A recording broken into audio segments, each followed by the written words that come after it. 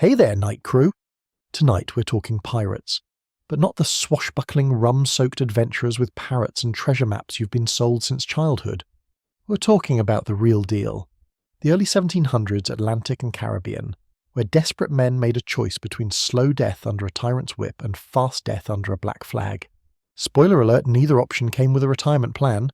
Before we set sail, do me a favour, smash that like button and drop a comment letting me know where in the world you're watching from.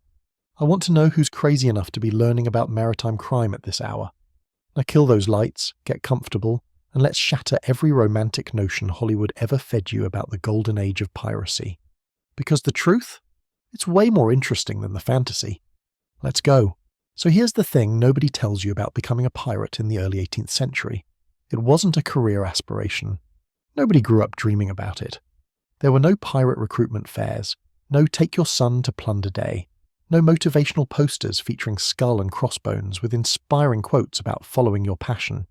Piracy was what happened when the alternative was so spectacularly awful that risking your neck under a black flag seemed like the reasonable choice.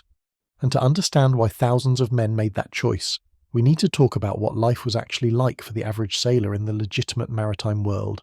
Spoiler alert, it makes a modern dead-end job look like a tropical vacation. Let's set the scene properly here. It's somewhere between 1715 and 1725, give or take a few years of maritime misery. You're a young man, probably in your 20s, maybe younger. You might be English, or Dutch, or French, or Spanish. Doesn't really matter because the ocean has a way of making everyone equally miserable regardless of nationality. You've signed onto a merchant vessel, or maybe you've been pressed into service on a naval ship, which is just a fancy way of saying you were kidnapped off the street by a gang of thugs with official permission from the Crown. Either way, congratulations on your new career in the exciting world of 18th century maritime commerce. Try not to die in the first month. The merchant ships of this era were floating sweatshops, and that's being generous. Imagine taking the worst aspects of a modern warehouse job, removing every single labour protection that exists, adding the constant threat of drowning, and then putting it all in a wooden box that smells like a combination of rotting fish, unwashed humanity, and something you can't quite identify but definitely died several weeks ago. That's your new home. You'll be spending somewhere between 6 months and several years aboard this vessel, assuming you survive that long, which is honestly a pretty big assumption given the circumstances. Let's talk about the working conditions first, because they're important for understanding why piracy started to look appealing. Your typical day aboard a merchant vessel begins at 4 in the morning, which would be terrible enough on its own, but remember that you probably only got to sleep at midnight after finishing the previous watch. The watch system means you're working 4 hours on, 4 hours off, around the clock every single day, with no weekends and certainly no vacation time. Now you might be thinking 4 hours on, 4 hours off sounds almost reasonable, like some kind of maritime work-life balance. And you would be adorably wrong because those 4 hours off aren't exactly leisure time. During your supposed rest period, you're still expected to help with any emergency that comes up, which on a sailing ship is basically constantly. A sail tears, you're up. The wind shifts, you're up. The captain decides he doesn't like the way a rope is coiled, you're up. Someone needs to scrub the deck, pump the bilge, repair the rigging, catch the ship's rat population that's currently winning the war for control of the food stores, or perform any of the approximately 9,000 maintenance tasks required to keep a wooden vessel from literally falling apart in the middle of the ocean. Congratulations, you're the lucky volunteer. And by volunteer, I mean you don't have a choice, and if you complain, there's a very painful punishment waiting for you that we'll get to in a moment. The physical labour itself would break most modern people in about 15 minutes. You're hauling on ropes so thick and rough they'll shred your hands to hamburger if you're not careful, and even if you are careful, they'll do it anyway just a bit slower. You're climbing up masts that are swaying wildly in whatever weather conditions the Atlantic feels like throwing at you that day. Could be calm, could be a storm that makes you question every life choice that led to this moment. You're hauling cargo, which in this era means physically lifting barrels and crates that each weigh more than a modern refrigerator, up and down stairs that are more accurately described as vertical ladders, because some sadist decided ships didn't need actual staircases.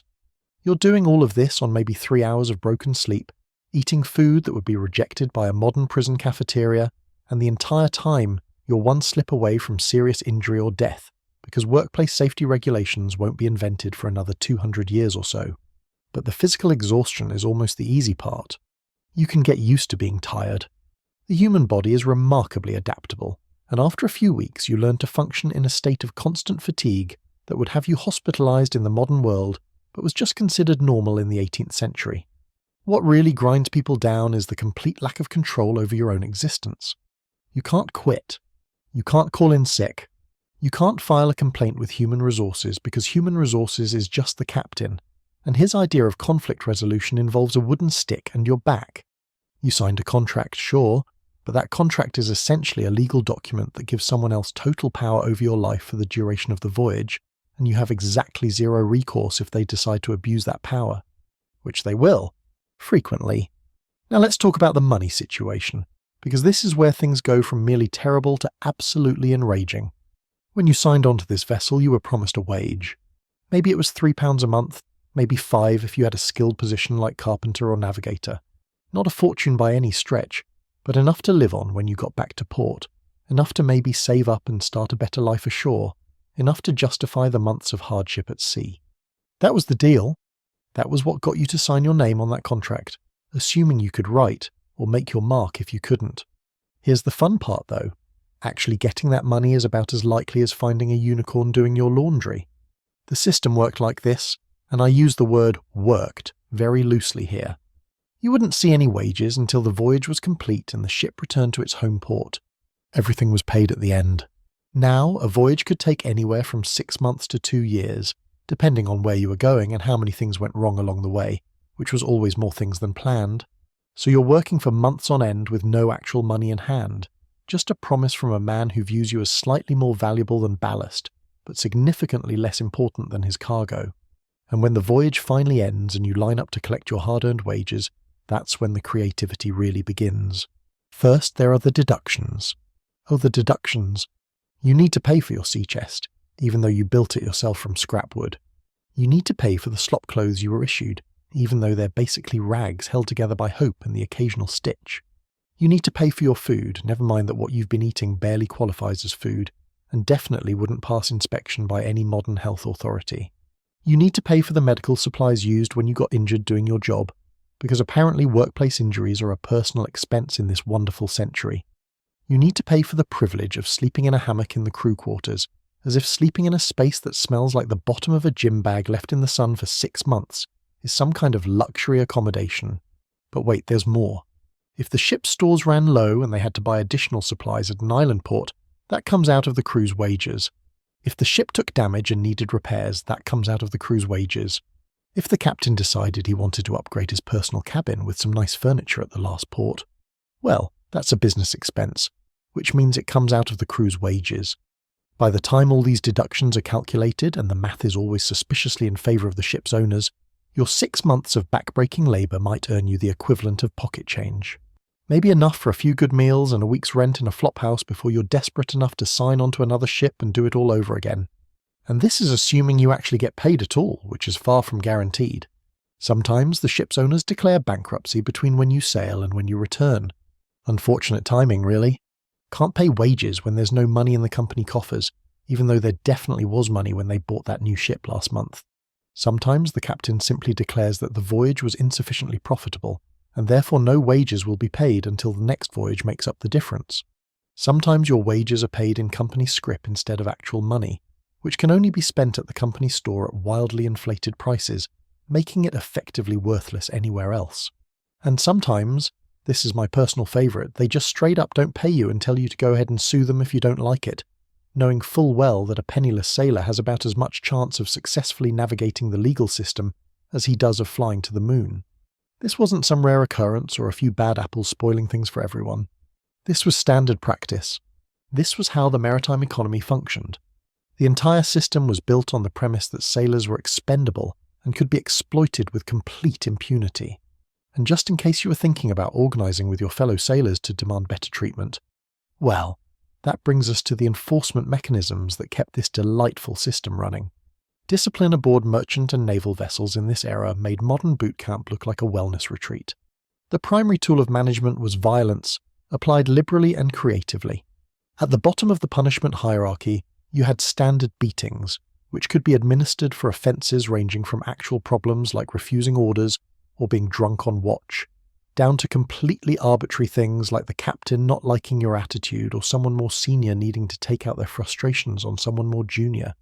These beatings were typically delivered with a rope end or a stick, just hard enough to hurt like hell and leave some bruises, but supposedly not hard enough to incapacitate you from working. Though that line was pretty blurry and entirely up to whoever was doing the beating. Then you had the cat o' nine tails, which is exactly as unpleasant as it sounds. This was a whip with 9 separate knotted cords, specifically designed to maximize pain and damage. A dozen lashes with the cat could leave your back looking like raw meat, and that was considered a moderate punishment. Men died from the shock and trauma. Men died from infections in the wounds. Men were permanently crippled. And this was all completely legal and expected. In fact, captains were often criticized for being too lenient if they didn't beat their men regularly enough. But wait, it gets worse. For really serious offences or for naval vessels that wanted to make an example of someone, you had flogging around the fleet. This charming practice involved rowing the condemned man to every ship in the squadron, and having him flogged on each one, with the drums beating so everyone could hear the screaming. Men rarely survived a flogging around the fleet. That was generally the point. It wasn't punishment, it was execution with extra steps and maximum humiliation.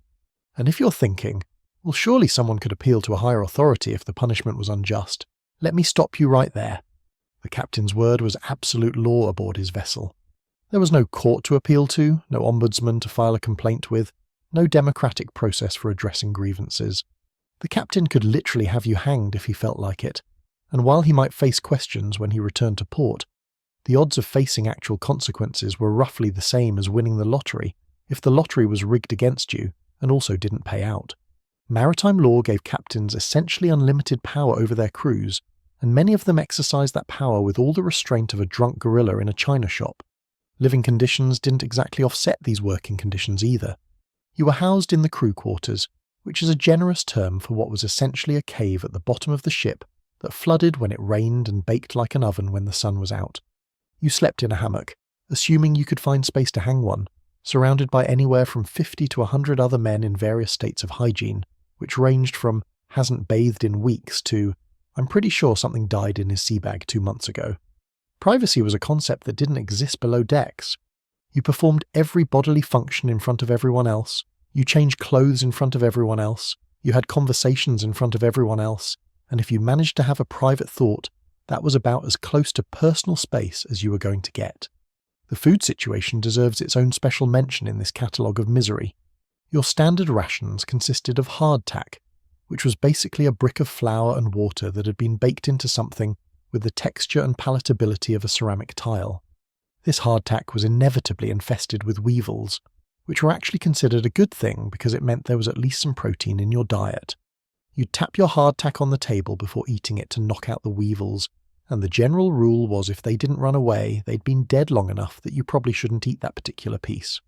Though honestly, at a certain point in the voyage, you stopped being picky about whether your protein was alive or dead when you consumed it. Then you had salt pork and salt beef, which had been preserved in brine and stored in barrels for anywhere from months to years. This meat had roughly the texture of shoe leather and about as much flavour, assuming shoe leather had been soaked in ocean water and left to age in someone's basement for a decade. You had to soak it in water for hours before cooking just to make it edible, and even then, edible is doing some heavy lifting as a description. The meat was so salty that it would suck all the moisture out of your mouth, and so tough that you'd be chewing each bite for several minutes, but it was calories, and calories were what kept you alive, so you ate it, and tried not to think too hard about what part of what animal you were actually consuming. Vegetables were a rare luxury, and when you did get them, they were usually dried peas or beans that had been stored so long they could be used as ammunition if you ran out of cannonballs. Fresh vegetables disappeared within the first few weeks of any voyage, and after that, you were living on the preserved rations until the next port of call, which might be months away. This diet had predictable consequences for everyone's digestive systems, which we won't get into in detail, but let's just say that the head, that's the toilet on a sailing ship, was a plank hanging over the ocean at the front of the vessel, with holes cut in it, and no walls and no privacy, and when the ship was pitching in heavy seas, using it was genuinely life-threatening. Not exactly the facilities you'd find at a modern truck stop, which should give you some perspective on how far bathroom technology has come. Water was another constant source of misery. You couldn't just drink from the ocean, obviously. so the ship carried barrels of fresh water. This water was stored in wooden casks where it would slowly go bad over the course of the voyage. After a few weeks it started to taste funny. After a month it was definitely questionable.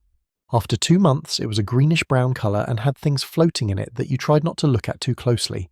But it was the only water you had, so you drank it anyway, maybe mixing it with some rum to kill the taste and hopefully kill whatever was growing in there. The rum ration was actually one of the few bright spots in this whole situation. A half pint of rum per day, issued at noon and at dinner, just enough to take the edge off the misery without getting you drunk enough to fall off the rigging. Though some men saved up their rations and got spectacularly drunk once a week, because if you're going to be slowly dying of scurvy and exploitation, you might as well be drunk for some of it. Speaking of scurvy, let's talk about disease, because this is where things get really cheerful. Scurvy was the big killer on long voyages, and nobody really knew what caused it yet, though they had some theories that range from humoral imbalances to bad air to moral weakness. The actual cause, vitamin C deficiency, wouldn't be widely understood for decades yet, so in the meantime sailors' gums would start bleeding, their old wounds would reopen, their teeth would fall out, and they'd develop bruises all over their bodies before eventually dying in a state of complete exhaustion. This was just considered a normal hazard of sea life. Some ships would lose a quarter of their crew to scurvy on a long voyage, and everyone just shrugged and said, "Well, that's the sea for you." Then you had typhus, which loved the crowded, filthy conditions of ship quarters. You had dysentery, which loved the terrible sanitation and questionable water. You had malaria and yellow fever in the Caribbean, which would turn your skin yellow and make you bleed from your eyes before killing you, assuming the fever didn't cook your brain first. You had all sorts of fevers that the ship's surgeon would diagnose as the fever, because medical science in this era was roughly at the level of bleed the patient and hope for the best. And if you got seriously injured, fell from the rigging, crushed by a shifting cargo, struck by a piece of equipment in a storm, your medical care would be provided by the ship's surgeon, who was often just a barber or carpenter with the steadiest hands, wielding tools that looked like they came from a torture chamber and had similar success rates. The ship's medical chest typically contained some bandages, some rum for washing wounds and for helping patients pass out from the pain, some opium if you were lucky, a saw for amputations, and a hot iron for cauterizing the stump afterward. That was basically it. You weren't getting antibiotics because they wouldn't exist for another 2 centuries. You weren't getting sterile equipment because germ theory hadn't been invented yet. You were getting a drunk carpenter cutting off your leg with a saw he also used for cutting wood, and then burning the wound shut with a piece of metal heated in the cook's fire. And if you survived the shock and blood loss and subsequent infection, congratulations, you were now a one-legged sailor whose career options had just become significantly narrower. Oh, and you definitely weren't getting any disability payments or compensation for your injury. You were just getting shoved off the ship at the next port with a wooden crutch if you were lucky, and a hearty good luck with the whole one-leg situation from the captain. Now, if you think merchant vessels were bad, naval ships took all of these problems and added a thick layer of military hierarchy and pointless brutality on top. The Royal Navy, and most other national navies of this period, operated on the principle that sailors were basically criminals who needed to be beaten into submission at every opportunity. Discipline was even harsher, punishments were even more severe, and the work was even more dangerous because now you had the added excitement of potentially being blown up by enemy cannon fire or forced to board an enemy vessel and fight in hand-to-hand combat with people who really, really wanted you dead. Naval impressment deserves special mention here because it was one of the most outrageous practices of the age.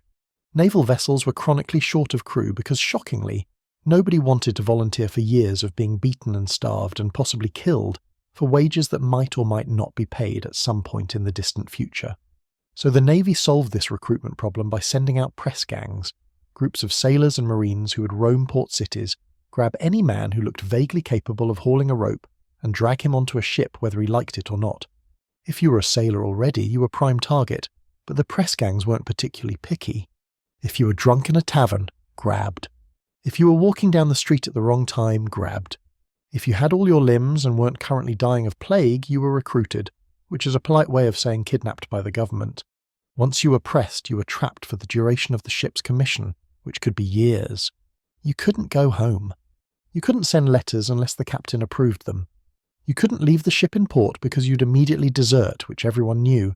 So pressed men were essentially prisoners who were also expected to work harder than the volunteers and be grateful for the opportunity to serve king and country. If you tried to escape, you'd be caught and flogged, or hanged if the captain was feeling particularly vindictive that day. If you made it ashore in a foreign port and were caught, you'd be returned to the ship and flogged. If you somehow made it back to England and were caught, you'd be flogged, or sent to prison, or both. There was essentially no way out except through the end of the commission, assuming you survived that long, which was roughly a 50-50 proposition on a good voyage. The officers on these vessels, both merchant and naval, were typically from a different social class than the common sailors. They were gentlemen, or at least pretending to be gentlemen, and they viewed the crew as something between servants and livestock. The social distance between the quarterdeck and the forecastle was vast and unbridgeable. Officers ate different food, slept in private cabins, wore proper clothes instead of rags, and generally lived in a different universe than the men who actually sailed the ship. And they let you know it. Constantly. The class divide was reinforced through every interaction, every order, every punishment. You weren't a person to them. You were a pair of hands to pull ropes and a back to be beaten when those hands didn't pull fast enough. This is the world that piracy emerged from. This is the everyday reality that men were escaping when they turned pirate. And here's the crucial thing to understand. Piracy wasn't a rejection of civilization or society or order. It was a rejection of this specific, brutal, exploitative system that treated human beings as disposable equipment. When men became pirates, they weren't running away from structural rules. They were running toward a different set of rules, one that treated them like human beings instead of property. So let's talk about how that moment of choice actually happened, because it's probably not what you're imagining. You're not sailing along one day and suddenly deciding to become a pirate on a whim. That's not how it worked. Instead, here's the typical scenario. Your merchant vessel is sailing through the Caribbean, or off the coast of Africa, or through the shipping lanes of the Atlantic. You're going about your miserable day, hauling on ropes and eating weevil-infested hardtack, and trying not to think about the fact that you've been at sea for 8 months, and still have 4 months to go before you see land again, at which point you probably won't get paid anyway. And then someone shouts from up the mast that there's a sail on the horizon. Now, a sail on the horizon could mean a lot of things. Could be another merchant ship. Could be a naval vessel. Could be nothing important. But the way this particular sail is moving, the way it's heading directly toward your ship instead of going about its own business, that's raising some red flags. Your captain gets out his spyglass and takes a look, and his face goes through an interesting series of expressions that eventually settle on something between panic and resignation. He orders more sail to be set, trying to outrun whoever's coming, but your ship is heavy with cargo and riding low in the water, and that other vessel is light and fast and clearly has an experienced crew, and it's gaining on you. Fast. As it gets closer, you can see that it's flying friendly colours, maybe British, maybe Dutch. Doesn't really matter because everyone knows you can fly whatever flag you want out here and change it whenever convenient. Then, when it's close enough that running is clearly pointless, the friendly colours come down and up goes a black flag. Sometimes it's the famous skull and crossbones, sometimes it's a skeleton holding an hourglass and a spear, sometimes it's just a plain black flag, but the message is the same. You've just been selected for a surprise inspection by the local pirates, and this is probably going to be an interesting day. Your captain might decide to fight if he's brave or stupid, or just really committed to protecting the owner's cargo. Most of the time, though, he runs up a white flag and surrenders, because fighting pirates is a good way to get killed, and it's not like he personally owns any of this cargo anyway. The pirate ship comes alongside, grappling hooks fly across, and suddenly your deck is full of armed men who look surprisingly similar to you and your crewmates, just less starved and more cheerful about their situation in life. Here's where things get interesting. The pirates don't immediately start cutting throats or making people walk planks or any of the other theatrical nonsense from movies. Instead, they're very professional about the whole thing. They want the cargo, obviously, but they also want information. Who's the captain? Who are the officers? How has the crew been treated? And they're very interested in that last question, because they're about to make some of the crew a very specific offer. The pirates separate the officers from the common sailors. The officers are usually treated roughly. Not killed, necessarily, but definitely roughed up a bit, especially if the crew has complaints about them.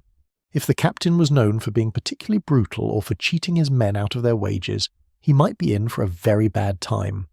There are documented cases of pirate crews putting captured captains through mock trials, where the crew they'd abused got to testify about their treatment, and the punishment was often whatever the pirate crew decided was proportional, which could range from public humiliation to being marooned to actually being executed.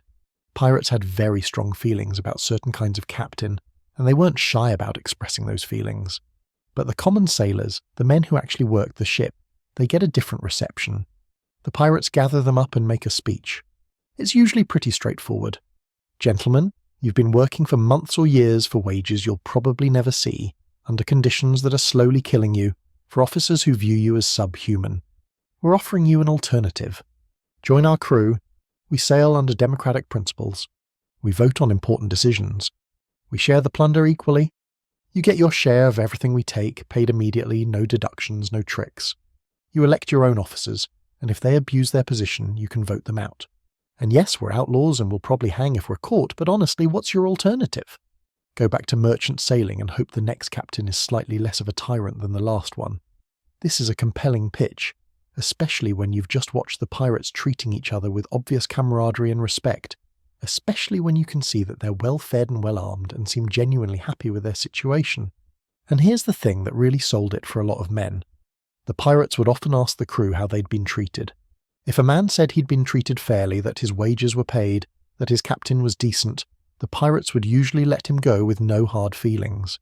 But if a man had been abused, beaten, cheated out of his pay, that man was offered a place in the pirate crew on the spot. The choice must have seemed obvious to a lot of sailors. Stay in the legitimate merchant service and face years more of exploitation, starvation, disease, and quite possibly death from scurvy or storm or a beating that went too far, with the reward being maybe getting paid a fraction of what you were promised if you were lucky.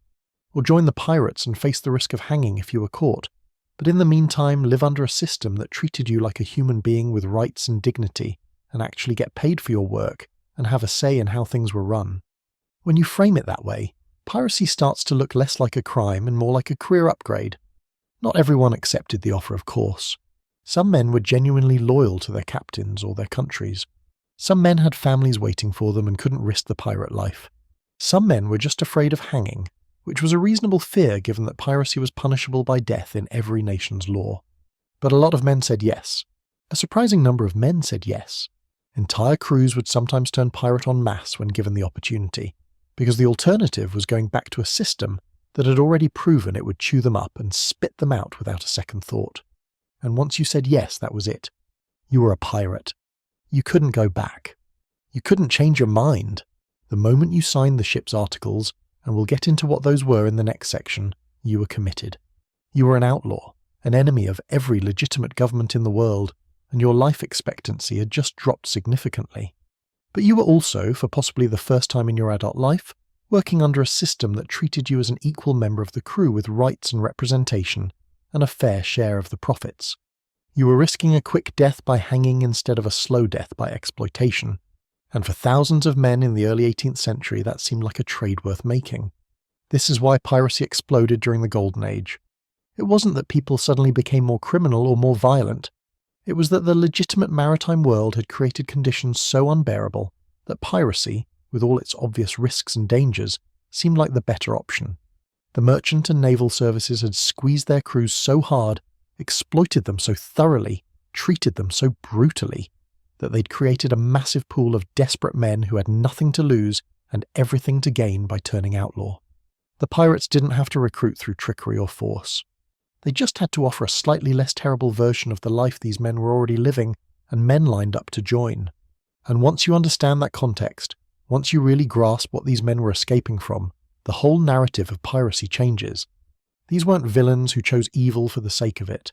They weren't romantic adventurers seeking treasure and excitement.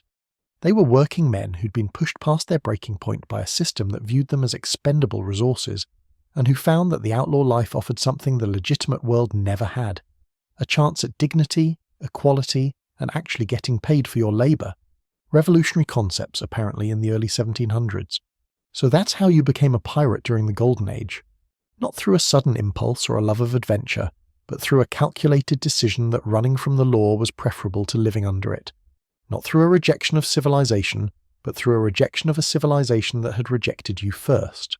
And not through ignorance of the risks, but through a clear-eyed understanding that you were already living on borrowed time in the merchant service, so you might as well live those borrowed days as a free man under a black flag rather than as a slave in everything but name under a legitimate one. The choice, when you frame it honestly, wasn't really a choice at all. It was survival. And survival, as it turns out, has a way of making outlaws out of ordinary men when the law offers nothing but misery and death. So you've made the choice. You've joined the pirate crew. You're officially an outlaw now. Congratulations on your new career in maritime crime. And this is where things get really interesting, because the first thing that happens after you sign on isn't what you'd expect. Nobody hands you a sword and tells you to start looking menacing. Nobody teaches you how to say "ah" properly or assigns you a parrot. Instead, someone hands you a document to read, or if you can't read, someone reads it aloud to you. This document is called the Ship's Articles, and it's basically a constitution, a contract, an employment agreement, and a legal code all rolled into one. And here's the wild part. It's probably the most democratic document you've ever encountered in your entire life, which says something deeply unflattering about the legitimate governments of the 18th century. Let's be absolutely clear about what we're talking about here, because this is where the reality of pirate life diverges most dramatically from everything you've been told. These weren't anarchists running wild with no rules or structure. These weren't savage criminals operating on pure chaos and individual greed.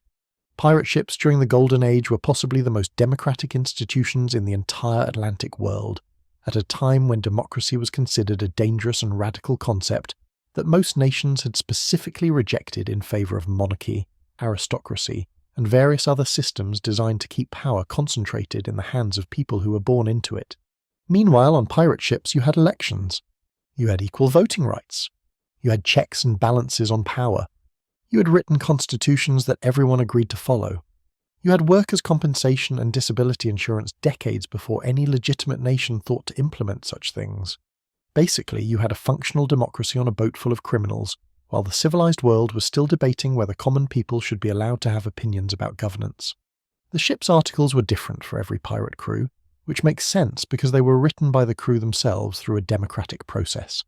But they all covered the same basic territory: how decisions would be made, how plunder would be divided, what behaviours were prohibited, what punishments would be applied for various offences, and what compensation would be provided if you got injured in the line of duty.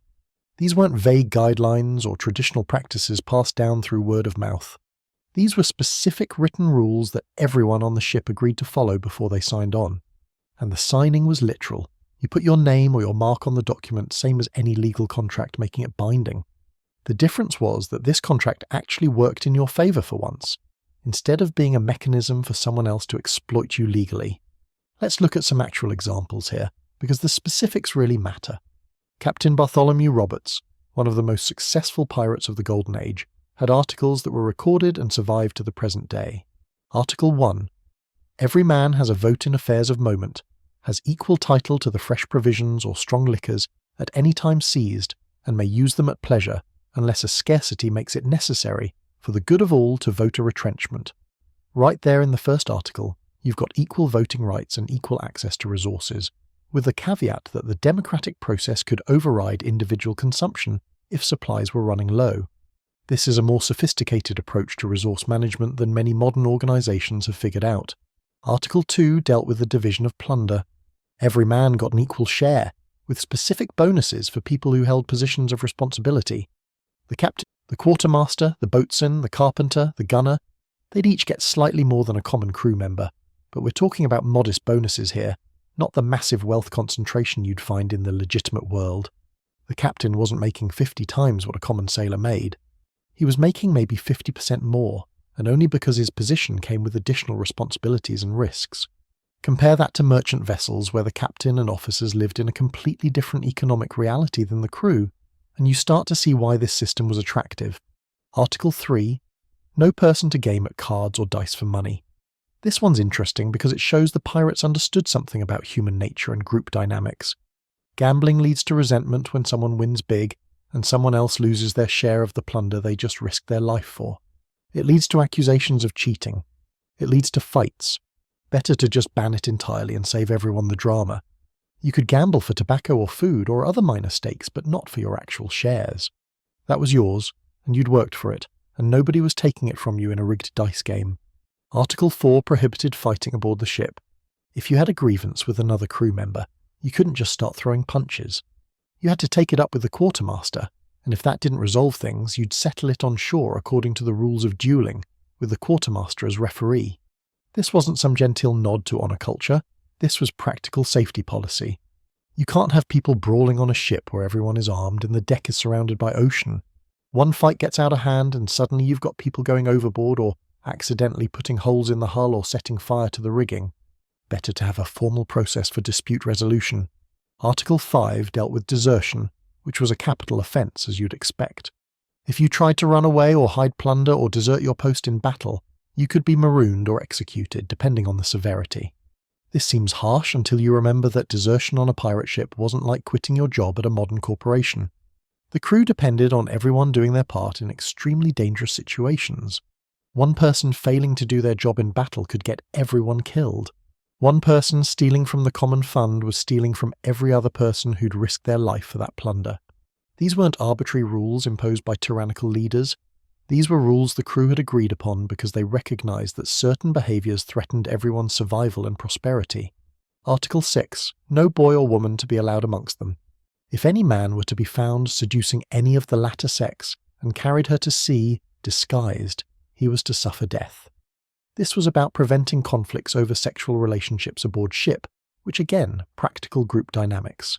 Bring romance into a confined space full of armed men who haven't seen land in months, and you're asking for violence and divided loyalties. Some pirate crews had different rules about this. Anne Bonny and Mary Red both served on pirate ships, though they were exceptional cases. But most crews found it simpler to just ban the whole situation and avoid the inevitable problems. Article 7 dealt with keeping weapons clean and ready for action. Your pistols had to be maintained, your cutlass had to be sharp, and if there was a fight coming, you were expected to be ready. This wasn't optional, and failing to maintain your weapons could result in losing your share of the plunder or other punishments, because an unprepared crew member was a liability to everyone else. Again, not tyranny, just the practical recognition that everyone's survival depended on everyone being ready to fight when necessary. Article 8 is where things get really interesting: compensation for injuries. This was the world's first workers' compensation system, implemented by outlaws on criminal enterprises decades before legitimate businesses thought it might be decent to compensate workers who got hurt on the job. The specifics varied by crew, but the general principle was consistent. If you were injured in the line of duty, you received a set payment based on the severity and location of your injury. Robert's articles specified the loss of a right arm, 600 pieces of 8 or 6 slaves, the loss of a left arm, 500 pieces of 8 or 5 slaves, loss of a right leg, 500 pieces of 8 or 5 slaves, loss of a left leg, 400 pieces of 8 or 4 slaves, loss of an eye, 100 pieces of 8 or 1 slave. Now, before we get too celebratory about this early insurance system, we should note that the casual inclusion of enslaved people as compensation options is a reminder that pirates, for all their democratic innovations, were still very much products of their deeply unjust time. Many pirate crews engaged in the slave trade captured slave ships or owned slaves themselves. Some freed the enslaved people they captured and let them join the crew. Some didn't.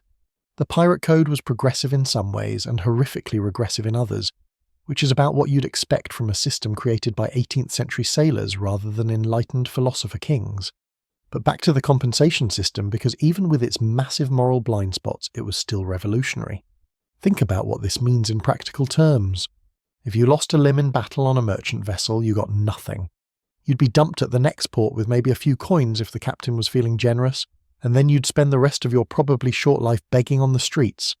If you lost a limb on a pirate ship, you got a substantial payout.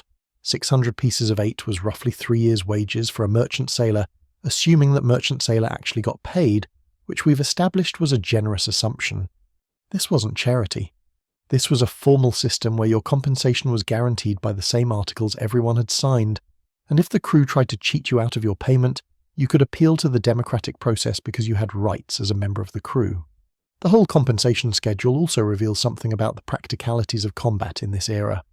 The right arm was worth more than the left because most people were right-handed, so losing your right arm meant losing your sword arm, making you significantly less useful in a fight. The right leg was worth more than the left for similar reasons of balance and mobility.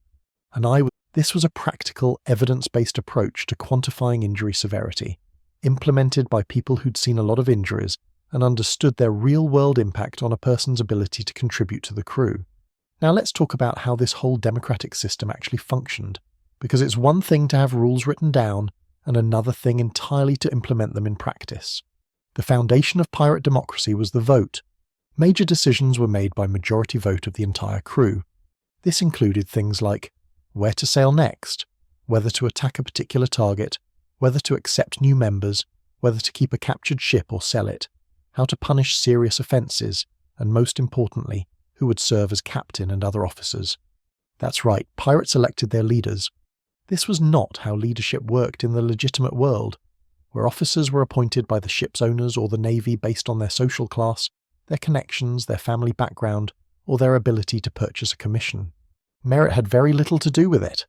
You could be the most incompetent sailor in the fleet, but if you were the third son of an earl, congratulations, you're now a lieutenant.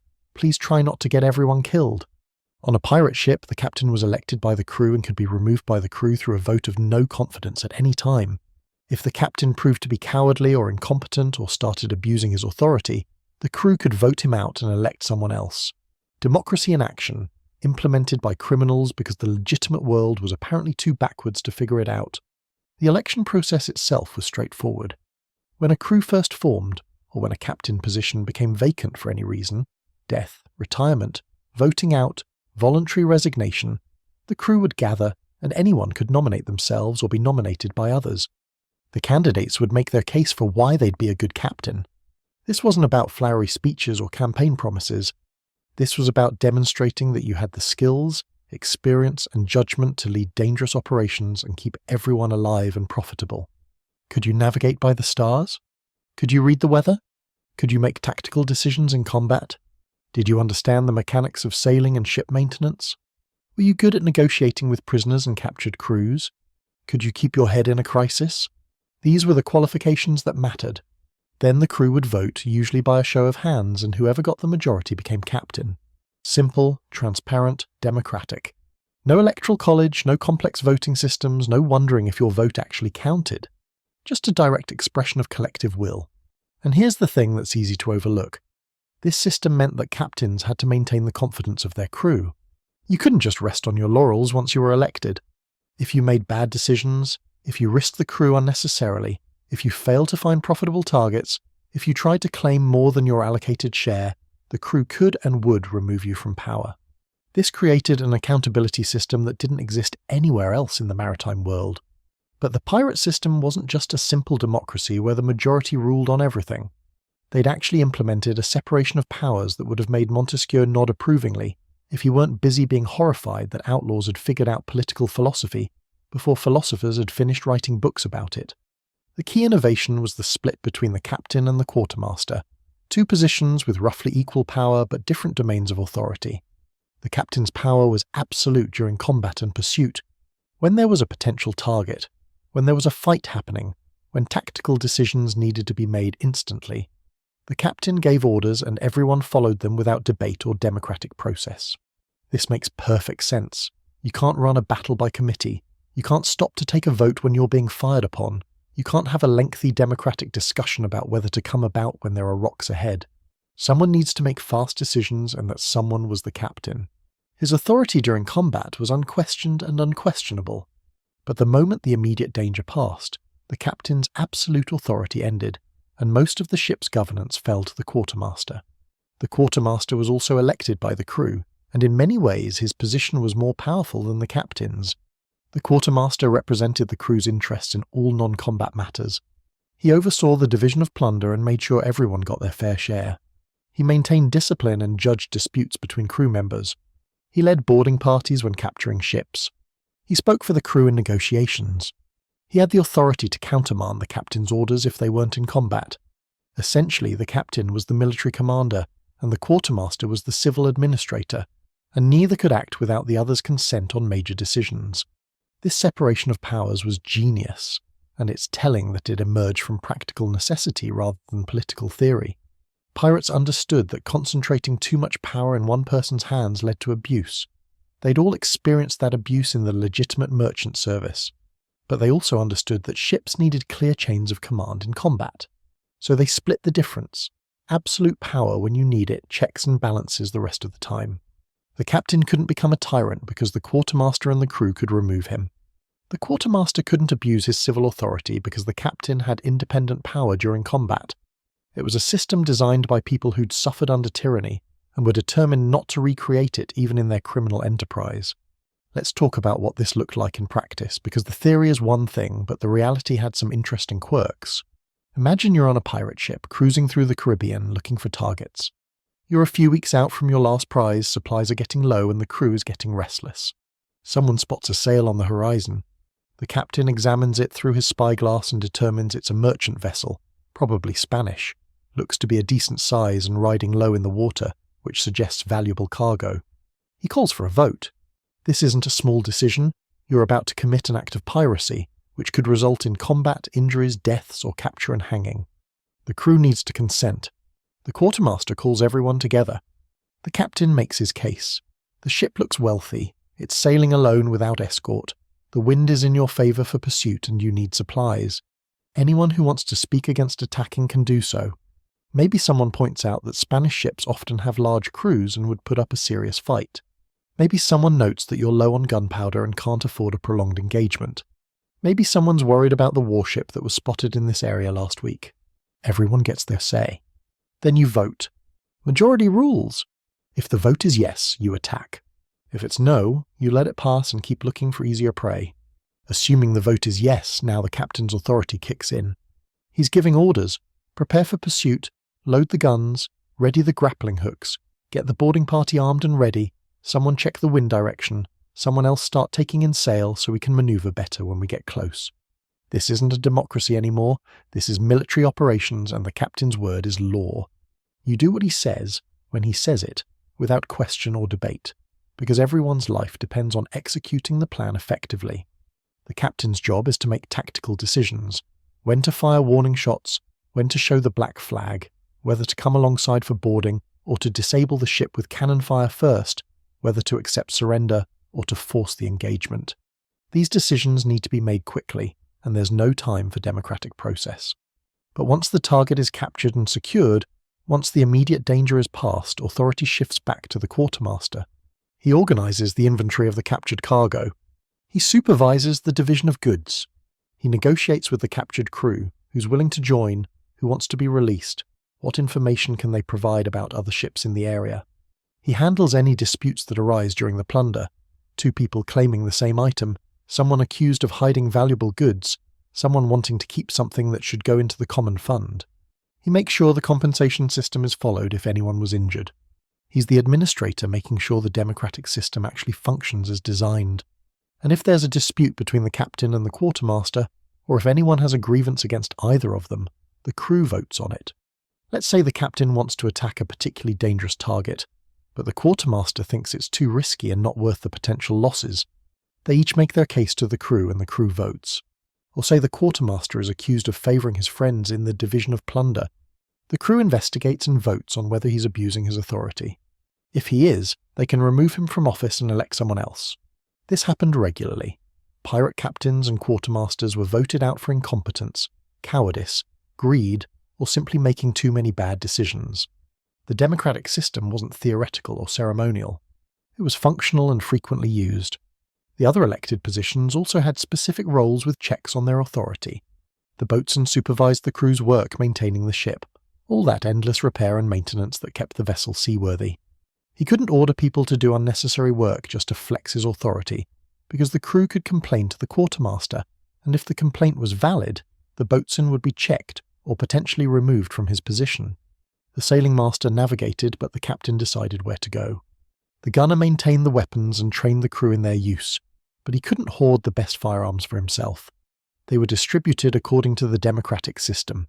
Every position had power in its domain, but that power was limited and subject to oversight. The ship's carpenter was particularly valuable, because he's the one who kept the ship from sinking. Wooden vessels in constant use in salt water required constant repair. Planks would rot, seams would open up, the hull would get damaged by storms or combat or just by sailing. The carpenter was constantly inspecting, patching, caulking, replacing boards, and generally fighting a losing battle against the ocean's determination to turn the ship into driftwood. A skilled carpenter could keep a ship seaworthy for years. A bad carpenter could get everyone drowned. So carpenters received premium shares and were treated with respect despite being one of the few crew members who didn't directly participate in combat.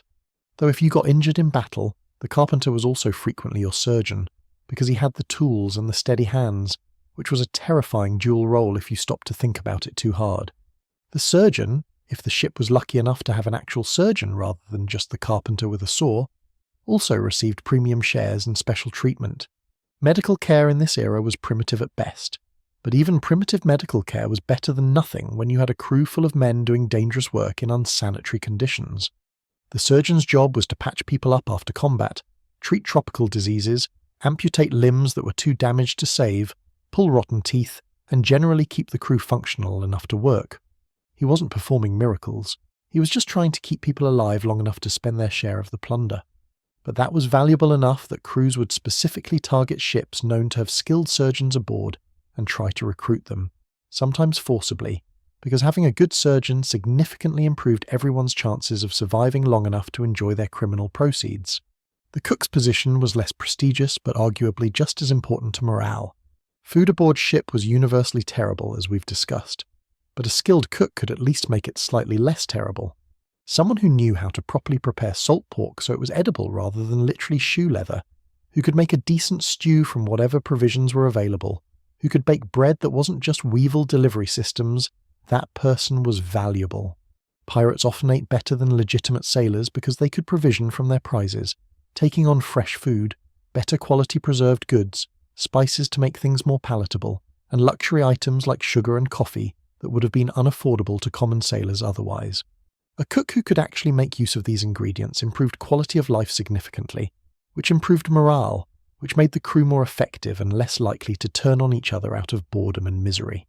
Musicians also held special positions aboard pirate ships, which might seem frivolous until you consider the psychological reality of living for months at a time in a cramped floating wooden box with nothing to do during your off hours, but contemplate the fact that you're an outlaw who's probably going to hang someday.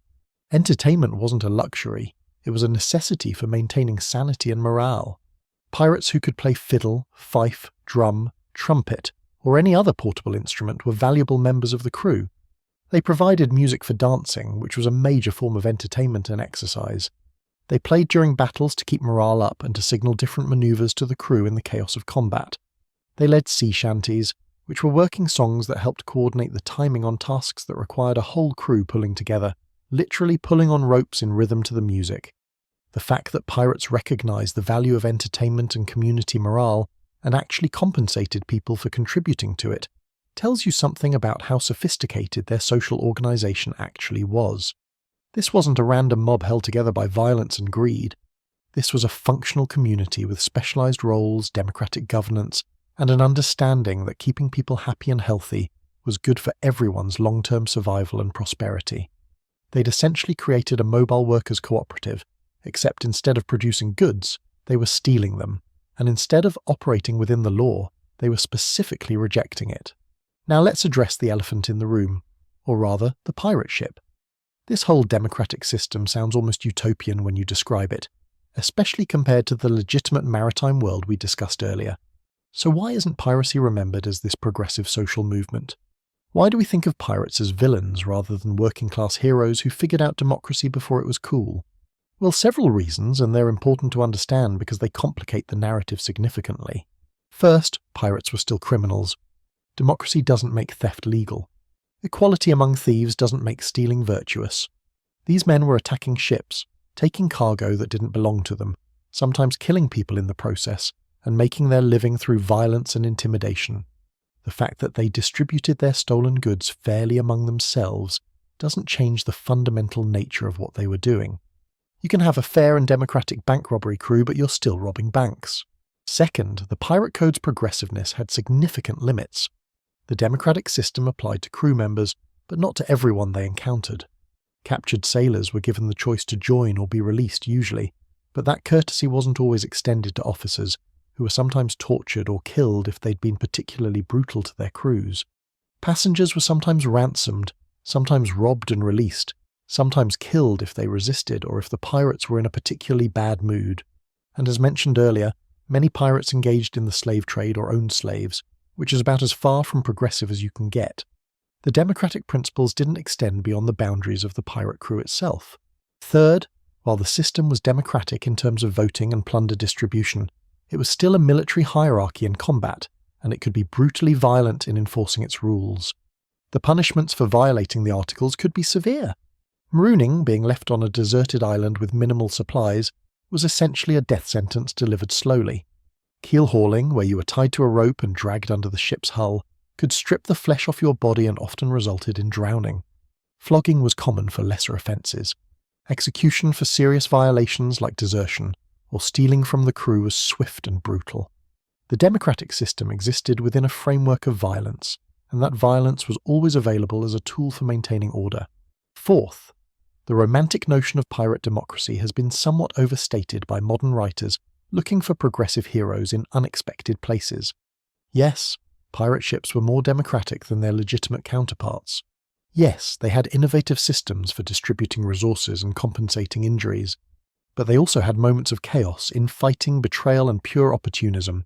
The democratic system worked when it worked, but there were plenty of pirate crews that fell apart due to internal conflicts, plenty of captains who were overthrown violently rather than through peaceful voting, plenty of times when the theoretical rules broke down in practice, and things devolved into exactly the kind of violent anarchy you'd expect from a ship full of armed criminals.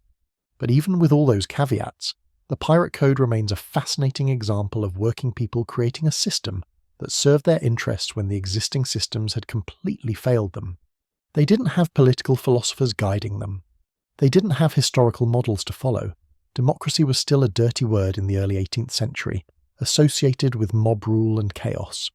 They just had practical experience with what didn't work, namely absolute authority concentrated in one person's hands, and they experimented until they found something that did work better. And what they created, imperfect as it was, would be recognizable to any modern person as basically democratic. Voting, elections, checks and balances, written constitutions, equal distribution of resources, workers' compensation, and accountability for leaders. The Pirate Code also reveals something about how humans organize themselves when they're free to do so, without existing power structures forcing them into hierarchies. Given the choice, these men chose something resembling democracy. They chose equal shares over winner-take-all. They chose election of leaders over inherited or appointed authority. They chose compensation for injuries over leaving disabled crew members to fend for themselves. They chose these things not because they were political radicals with a theory of government they were trying to implement, but because these were the practical solutions that emerged when a group of people needed to cooperate for mutual benefit and couldn't rely on traditional authority structures. There's also something darkly ironic about the fact that outlaws created a more just system for themselves than the legitimate governments of their era provided for law-abiding citizens. Pirates had voting rights when most people in Europe and the Americas didn't. Pirates had workers' compensation when factory workers would spend another century getting maimed by machinery with no recourse. Pirates had the right to remove incompetent leaders when most people were stuck with whoever inherited the throne or bought the office. The fact that these innovations emerged from criminal enterprises rather than from legitimate institutions says something unflattering about those legitimate institutions. And here's perhaps the most important thing to understand about the Pirate Code. It worked. Not perfectly, not always, but well enough that pirate crews could function effectively for years at a time, could capture hundreds of ships, could evade or defeat naval forces sent to destroy them, and could maintain enough internal cohesion to be genuinely dangerous to commercial shipping throughout the Atlantic and Caribbean. The Golden Age of Piracy lasted roughly from 1715 to 1725, a decade of sustained pirate activity that significantly disrupted maritime commerce and required coordinated international efforts to suppress. That doesn't happen unless the pirates have their act together organisationally. Chaos and anarchy don't maintain themselves for a decade while under attack by multiple nations' navies. That requires structure, leadership, and effective governance, even if that governance is being implemented by criminals on stolen ships. The ship's articles, the democratic voting, the separation of powers, the compensation system, these weren't just interesting historical oddities. They were functional tools that allowed groups of desperate, violent men to cooperate effectively for mutual benefit in an incredibly dangerous environment. They were innovations born from necessity, refined through experience and proven effective through results. And they represented a genuine alternative to the exploitation and brutality of the legitimate maritime world, which is why so many men were willing to risk hanging to be part of it. When you look at the pirate code in full context, the world they came from, the choices they faced, the systems they created, and the results they achieved, it becomes clear that piracy during the Golden Age was something more complex than simple criminality. It was a mass rejection of an unjust system, a creative experiment in alternative governance, a violent struggle for dignity and equality, and yes, also a crime spree. All of these things can be true simultaneously. The pirates weren't heroes or villains. They were desperate men who found themselves with the power to write their own rules for once, and they wrote rules that treated them like human beings with rights and dignity. The fact that they had to become outlaws to achieve that is perhaps the real story here. Not that pirates were secretly noble, but that the legitimate world was so corrupt and exploitative that piracy seemed like the more honest and fair option. So when you signed those articles, when you put your name or your mark on that document, you weren't just joining a criminal enterprise. You were joining a community with rules, rights, and responsibilities. You were accepting that you'd share equally in the profits and equally in the dangers. You were agreeing to settle disputes through established processes rather than violence. You were buying into a system that would compensate you if you were injured and would listen to your voice when decisions needed to be made. And you were also accepting that if you violated the code, if you stole from your crewmates or deserted in battle or brought unnecessary chaos into the already chaotic world of piracy, you'd face serious consequences. The pirate code was imperfect, limited, and operated within a context of violence and theft. But it was also innovative, democratic, and surprisingly functional. It gave working men a say in their own governance at a time when that was a radical concept. It created economic equality in an age of extreme wealth concentration. It provided social insurance before anyone was talking about the welfare state. It was, in its way, a genuine historical alternative to the dominant systems of the time, created not by intellectuals or reformers, but by ordinary sailors who'd been pushed too far and decided to write their own rules. And for a brief, chaotic decade in the early 18th century, those rules worked well enough to terrify the legitimate powers of the Atlantic world and to create a legend that would outlive the reality by 3 centuries.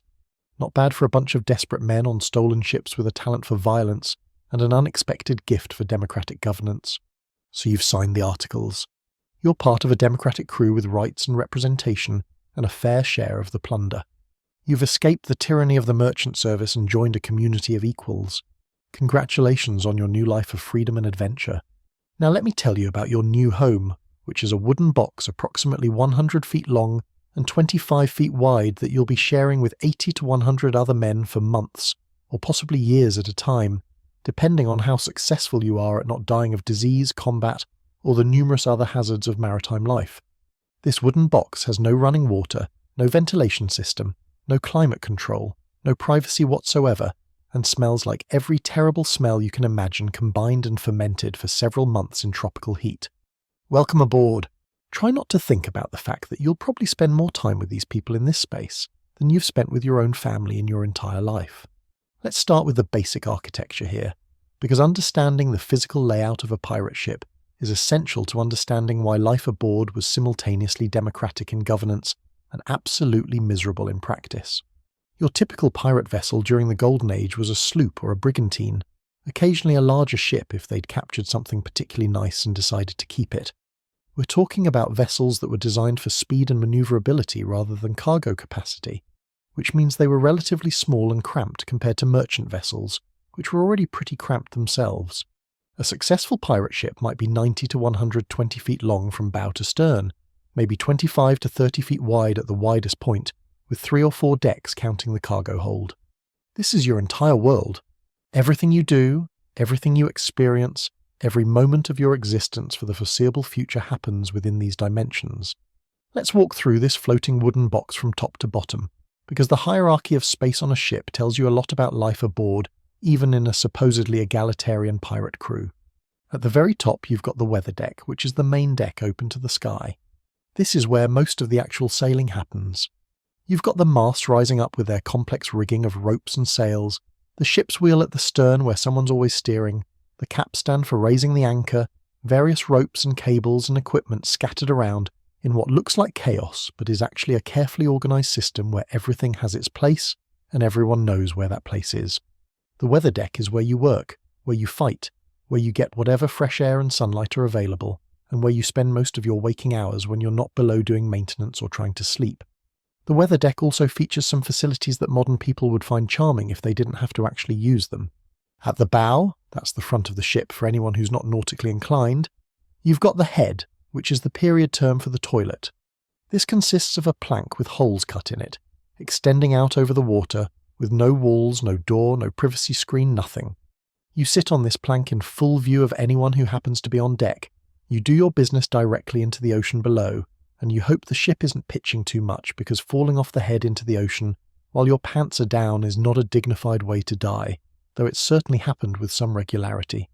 The location at the bow was practical. The wind generally came from behind the ship, so your waist would be blown away from the vessel rather than back onto it. The lack of privacy was just how things were. Modesty was a luxury that didn't exist aboard ship, and you got over your embarrassment pretty quickly when the alternative was trying to hold it for weeks at a time. Below the weather deck, you've got the gun deck on larger vessels, or just the main deck on smaller ships. This is where the cannons lived, pointing out through gun ports cut in the sides of the ship. These guns were essentially the ship's primary weapons and also took up an enormous amount of space. A typical cannon in this era weighed anywhere from 1 to 3 tons, and required several feet of clearance behind it to roll back when it fired, plus space for the crew to load and aim it, plus storage for the ammunition, powder, and equipment. So a significant portion of the ship's interior was dedicated to these weapons that you hopefully wouldn't need to use very often, but needed to be ready at all times. The gun deck was also where the crew gathered for meals, meetings, and any activity that required getting everyone together indoors, which meant the space served multiple purposes and was constantly being reconfigured depending on what was needed at any given moment. Then you had the berth deck or crew quarters, which is where things get really cozy in the least comfortable sense of that word.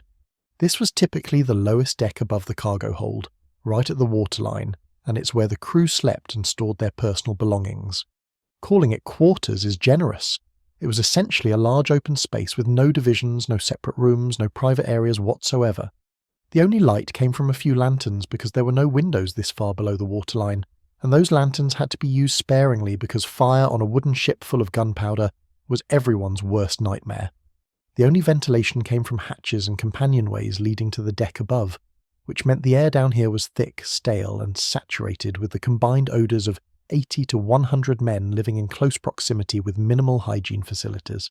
If you've ever been in a locker room after a particularly intense sporting event and thought, this is unpleasant, multiply that by about 1,000 and add the smell of bilge water, and you're getting close to the atmosphere in the crew quarters. The sleeping arrangements in this delightful space consisted of hammocks, which were actually a significant improvement over earlier systems where sailors just slept on the deck. Hammocks had been adopted from Caribbean indigenous peoples and turned out to be ideal for ships. They swayed with the motion of the vessel, they could be hung anywhere there was space, and they could be taken down and stored during the day to free up room. Each man got about 14 to 16 inches of space to hang his hammock, which is roughly the width of a modern seat on a budget airline, except imagine the airline seat is touching the seats on both sides, and you're sleeping in it for months while it rocks violently and the person next to you hasn't bathed in weeks. You'd hang your hammock from hooks or beams in the ceiling, and when you were ready to sleep you'd climb into this fabric cocoon and try to get comfortable, while swaying in rhythm with the ship's motion, and listening to the symphony of snores, coughs, conversations, and various other bodily functions from the 80-plus other men trying to sleep in the same space. Storage was accomplished through sea chests, which were wooden boxes that each crew member owned and kept their personal belongings in. Your sea chest served as storage, as a seat, sometimes as a table, and generally as your only private space on the entire ship, though even that privacy was limited because the chest wasn't locked when you were using it, and someone could easily rifle through your stuff if they were so inclined. In your sea chest you'd keep your spare clothes, maybe 1 or 2 sets of everything if you were lucky, your personal items, any valuables you'd managed to acquire, your share of the plunder until you could spend it in port, and whatever small comforts you could fit in the limited space.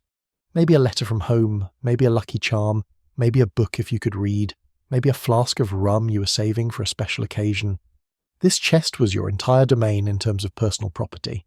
Everything you owned in the world fit in a box roughly 3 feet long, 18 inches wide, and maybe 15 inches deep. Not exactly the storage space you'd need for a modern wardrobe, but then again, fashion wasn't a high priority when you were wearing the same clothes for weeks at a time, and everything you owned was slowly rotting from salt water and tropical humidity.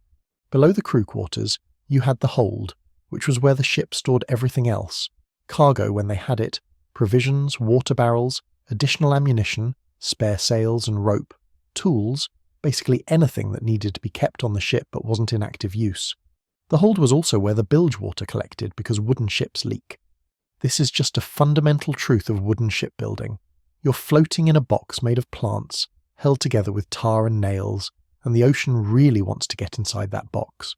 Water constantly seeped in through gaps in the planking, and it all ran down to the lowest point, which was the bilge. This water was disgusting. It was a mixture of seawater, rainwater, and whatever else made its way down there, which included food scraps, waste, dead rats, and various unidentifiable substances. It sat there fermenting in the dark, producing a smell so uniquely terrible that bilge water became a term for anything really foul. The bilge had to be pumped regularly or the ship would eventually sink, which meant someone had to go down there and work the pumps, breathing that special bilge atmosphere and trying not to think too hard about what was floating in the water they were pumping out. Now here's the thing about this spatial arrangement. There was no privacy anywhere on this ship. None. Zero. The concept didn't exist. You slept in a hammock inches away from other men. You worked on deck surrounded by other men. You ate your meals sitting next to other men. You used the head in full view of other men. You changed your clothes in front of other men. You had conversations that everyone could overhear. You had emotions that everyone could observe. You had physical ailments that everyone knew about. There were no doors to close, no rooms to retreat to, no personal space in any meaningful sense. The officers had slightly more privacy. They might have a small cabin they shared with 1 or 2 others rather than 80. But even they were in constant close proximity to people. Privacy was a luxury that simply didn't fit in the limited space available on a sailing vessel. This lack of privacy affected everything about life aboard ship. You couldn't have a bad day and retreat to your room to process it. You couldn't have a disagreement with someone and avoid them for a while. You couldn't have personal hygiene moments in private. You couldn't even think private thoughts without your facial expressions broadcasting them to everyone around you. You were constantly on display, constantly performing social interaction, constantly aware of and affected by everyone else's presence. This is one reason why the Pirate Code's rules about behavior were so important. When you can't escape from people, you need clear rules about how to coexist or everyone goes insane. And even with those rules, people still regularly went a bit insane from the sheer psychological pressure of never ever being alone. The daily routine aboard a pirate ship was structured around the watch system, which was the same basic system used on all sailing vessels in this era, because it was the only practical way to keep a ship operational around the clock. The crew was divided into 2 watches, starboard and larboard, or sometimes just the first and second watch. Each watch worked for 4 hours, then had 4 hours off around the clock every day forever. So you might work from midnight to 4 in the morning, then have 4 hours to eat and sleep and do whatever maintenance tasks were assigned to you. Then work from 8 in the morning to noon, then off from noon to 4 in the afternoon, then work from 4 to 8 in the evening, then off from 8 to midnight, and then back to the midnight watch. This schedule continued endlessly, with no weekends, no days off, no variation except for the dog watches, 2 short watches in the evening that were designed to rotate the schedule so you didn't work the same hours every day for months on end. The 4 hours on, 4 hours off system sounds almost reasonable until you actually try to live it, at which point you discover it's designed to keep you in a permanent state of sleep deprivation that would probably be illegal under modern labour laws if such things existed in the 18th century, which they very much did not. 4 hours off sounds like enough time to get some rest, but realistically it wasn't. By the time you finished whatever you were doing when your watch ended, got below decks, found your hammock in the dark, climbed into it, and actually fell asleep, you maybe had 3 hours of actual sleep time before you needed to wake up, get dressed, and get back on deck for your next watch. And this was under ideal conditions, which never existed. More often, something would happen during your off time, an emergency, a need for all hands, a storm, a ship sighting, routine maintenance that required everyone, and your precious sleep time would be interrupted. The result was that everyone on the ship existed in a state of chronic exhaustion that would be considered a serious health hazard in the modern world, but was just considered normal in the 18th century. You learned to sleep anywhere, any time you got the chance, wedged in a corner during your watch if things were quiet, sprawled across your sea chest, even standing up leaning against the mast if you were desperate enough. You learned to fall asleep instantly when you got the opportunity because wasting any of your limited sleep time was a luxury you couldn't afford. You learned to function while tired in a way that would be impressive if it weren't so depressing. And you learned that coffee and rum were the two substances that made this lifestyle barely tolerable, which is why both were so highly prized aboard ship. The work during your watch varied depending on weather, time of day, and what needed doing, but there was always something that needed doing. Always. The sea was constantly trying to destroy your ship, and your job was to constantly prevent that from happening. Sails needed to be adjusted as the wind changed, which could happen dozens of times during a watch. Ropes needed to be coiled and organized. The deck needed to be scrubbed, not for aesthetic reasons, but because blood, fish guts, salt deposits, and various other substances would make it slippery and dangerous if left uncleaned. The rigging needed to be inspected for wear and repaired when necessary. The bilge needed to be pumped. The cannons needed to be maintained. The anchor needed to be checked. The supplies needed to be organized. The navigational equipment needed to be used and maintained. There was a never-ending list of tasks, and the moment you finished one, 3 more appeared to take its place. Some of this work was skilled labor that required training and experience. Setting sails properly required understanding wind direction, ship speed, the weight of cargo, and about a dozen other factors. Splicing rope required specific techniques to ensure the splice would hold under load. Navigating by the stars required knowledge of astronomy and mathematics. Most of the work, though, was just hard physical labor that required strength, endurance, and a willingness to do boring, repetitive tasks in all weather conditions. Hauling on ropes to raise or lower sails, pumping the bilge, scrubbing the deck, moving cargo. These weren't complicated tasks, but they were exhausting, and they had to be done correctly and completely or people could die. The physical environment where you were doing this work varied wildly depending on weather and location. On a calm, sunny day in the tropics, the work was actually not terrible. Hard, certainly, but at least you were warm and could see what you were doing. On a stormy night in the Atlantic, the same work became genuinely life-threatening. You'd be climbing into the rigging in the dark, in the wind, in the rain, on a mast that was swaying violently, trying to take in or adjust sails that were full of wind and trying their best to throw you off into the ocean. You'd be working on a deck that was pitching and rolling, with waves breaking over the sides trying to keep your footing while hauling on ropes with hands that were numb from cold and wet. You'd be doing all of this while exhausted, probably underfed, possibly sick, definitely scared, because falling from the rigging or getting washed overboard meant death, and death wasn't an abstract concept when you'd seen it happen to your crewmates. The weather conditions in different parts of the world created their own special challenges. In the Caribbean, you had heat and humidity that were utterly relentless. The sun would beat down on the deck, heating the wood and the tar until everything was almost too hot to touch. The air would be thick and wet, making it hard to breathe and causing you to sweat constantly, which led to dehydration and salt loss if you weren't careful about drinking enough water and eating enough salted food.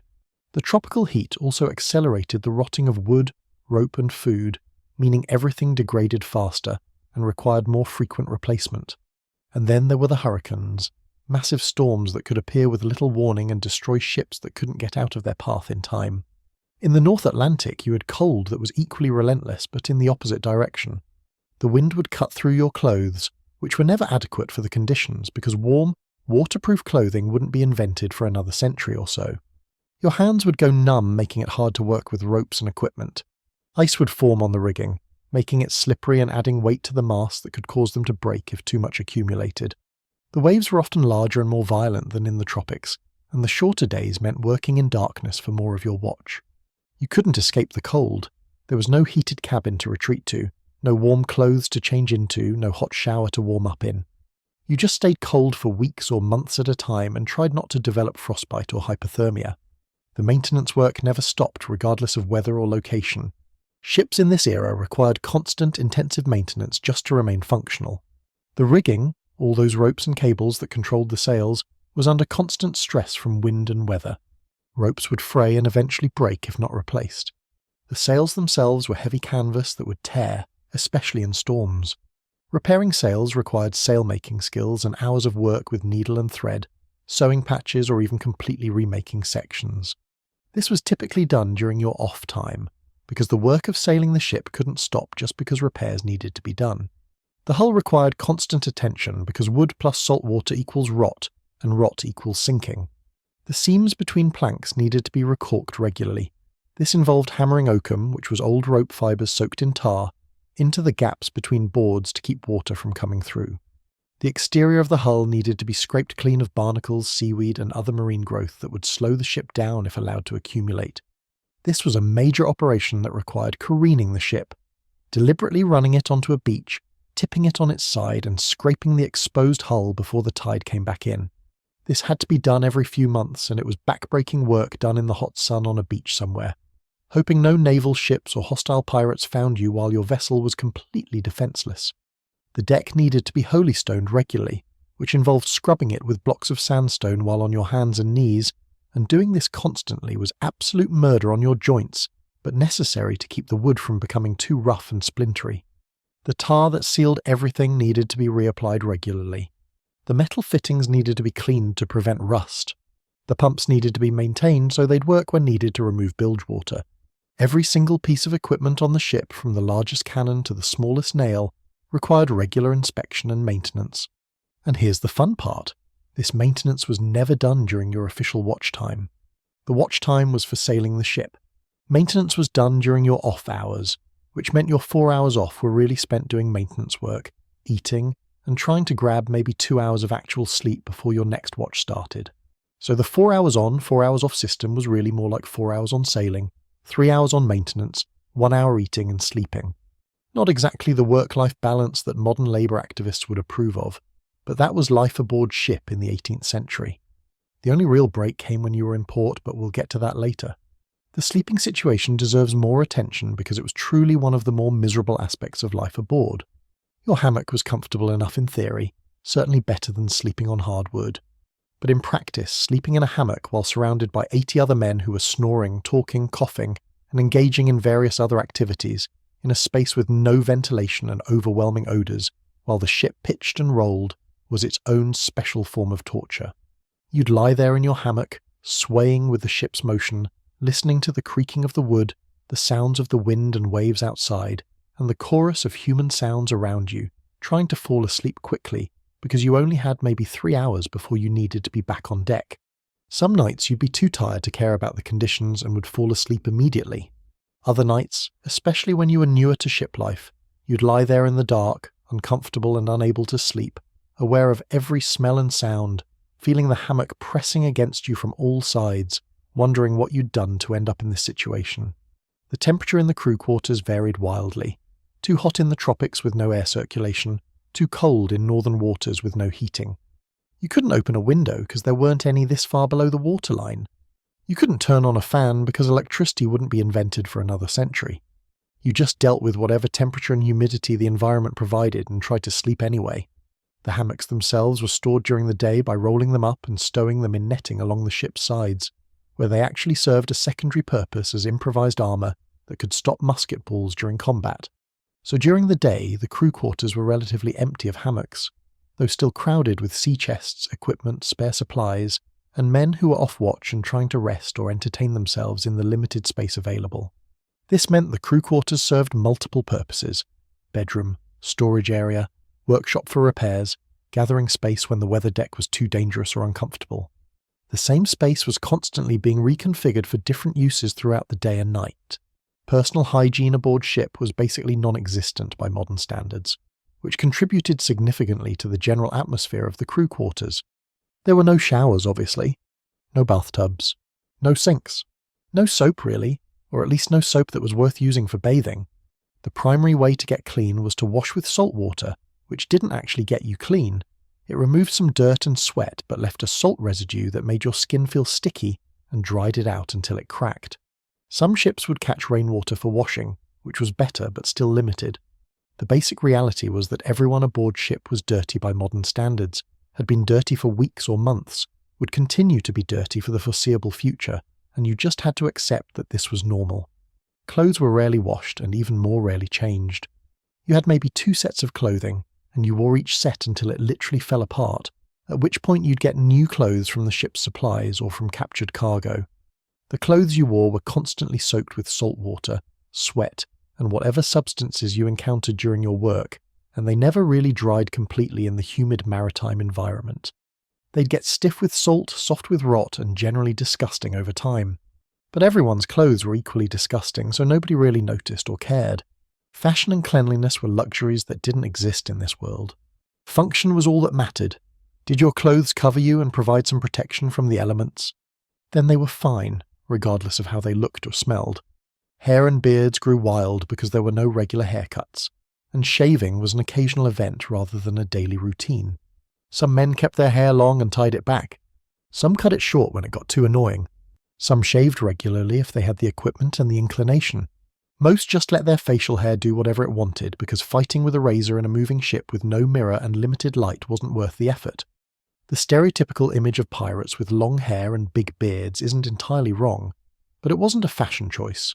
It was just the result of not having access to regular grooming services and not particularly caring about appearance when you had more pressing concerns like not dying. Dental hygiene was similarly primitive.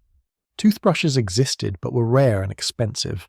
Most people just rinsed their mouth with water or rum, and if a tooth started hurting, you'd eventually have it pulled by whoever on the ship had the steadiest hands and the most experience with pliers. Tooth decay was universal and accepted as inevitable. Bad breath was universal and ignored because everyone had it. The combination of poor diet, no dental care, physical trauma, and general unsanitary conditions meant that most people over 30 had lost several teeth, and many had lost most or all of them. This affected your ability to eat the already terrible food, which created a vicious cycle of poor nutrition and health problems. But there wasn't much to be done about it except hope you'd die of something else before your teeth completely fell out. The clothing situation also varied by climate in interesting ways. In the tropics, you'd work in as little clothing as possible, often just pants, or pants cut off into shorts, because wearing more would cause you to overheat and die of heat stroke. In northern waters, you'd layer every piece of clothing you owned and still be cold, because there was no such thing as adequate cold weather gear in this era. The wealthy could afford wool coats and multiple layers, but common sailors made do with whatever they had, which was usually inadequate. You'd work in the cold, sleep in the cold, eat in the cold, and just generally be cold until you sailed back to warmer waters. The lucky crews captured ships with cold weather clothing in the cargo, and could distribute it among themselves. The unlucky crews just froze and hoped they'd survive the winter. The psychological impact of living in these conditions is hard to overstate. You were in a confined space with no privacy, constantly working or trying to sleep, always tired, often uncomfortable or in pain, surrounded by the same people day after day, with no escape and no end in sight, until the voyage ended or you died. The lack of personal space, the constant noise, the inability to ever be alone with your thoughts, these things wore on people's mental health in ways that were never officially recognized but were obvious to anyone who spent time at sea. Men would become irritable, depressed, anxious, or just generally strange from the psychological pressure of ship life. Some adapted well and thrived in the communal environment. Others barely held on to their sanity and would break down if the voyage lasted too long. This is one reason why shore leave was so important, and why pirates would spend their plunder so quickly when they reached port. It wasn't just about enjoying the pleasures of civilization, it was about escaping the ship, getting away from the crew, having privacy and personal space for the first time in months, being able to think your own thoughts and make your own choices without constant oversight and communal decision-making. The ship was home, but it was also a prison, and everyone aboard knew it. The difference was that pirate crews had chosen this prison and had some control over their conditions, which made it more bearable than the merchant service prison, but it was still a prison in all the ways that mattered. The social dynamics of living in such close quarters developed in predictable ways. You'd form close friendships with some crew members, people you worked well with, who shared your sense of humour, who you could talk to during the endless boring hours of watch or maintenance work. These friendships were often intense and lasting because you were literally trusting these people with your life every day.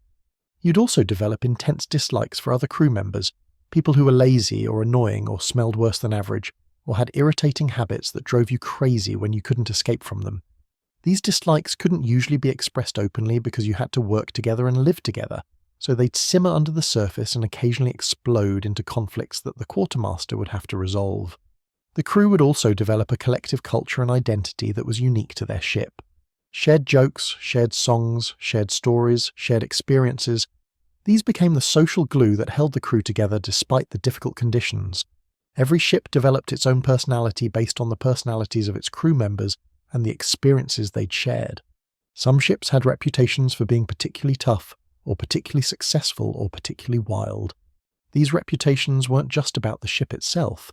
They were about the community of men who'd chosen to sail together and had created their own mini-society within the confined wooden walls. Religious observance varied wildly among pirate crews. Some maintained the naval tradition of gathering for prayers on Sunday, though the content and sincerity of these prayers was questionable, given that they were asking God to bless their criminal activities.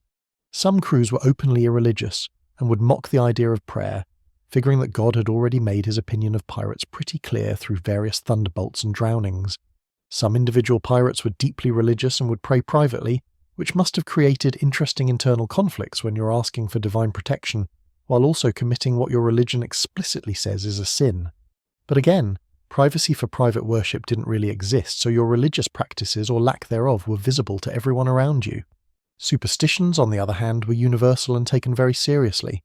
Sailors in this era believed in an extensive collection of omens, taboos, and rituals that would seem bizarre to modern people, but made perfect sense when you were at the mercy of forces you couldn't understand or control.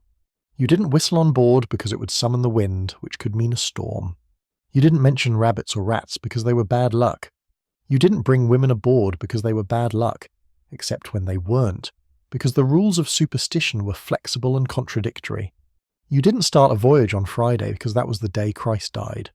You did carry lucky charms and touch certain objects for luck and pour libations over the side for various sea deities just in case they were real and listening. These superstitions weren't taken lightly. Violating them could get you seriously threatened by your crewmates who believed you were endangering everyone's lives with your careless disregard for maritime spiritual health and safety protocols. The lack of entertainment options aboard ship meant that anything that broke up the monotony was treasured. Music was huge, as mentioned in the previous chapter. Someone who could play an instrument or lead a shanty was providing a valuable service to crew morale. Stories were another major form of entertainment. Men would tell stories about their past adventures, about people they'd known, about places they'd been.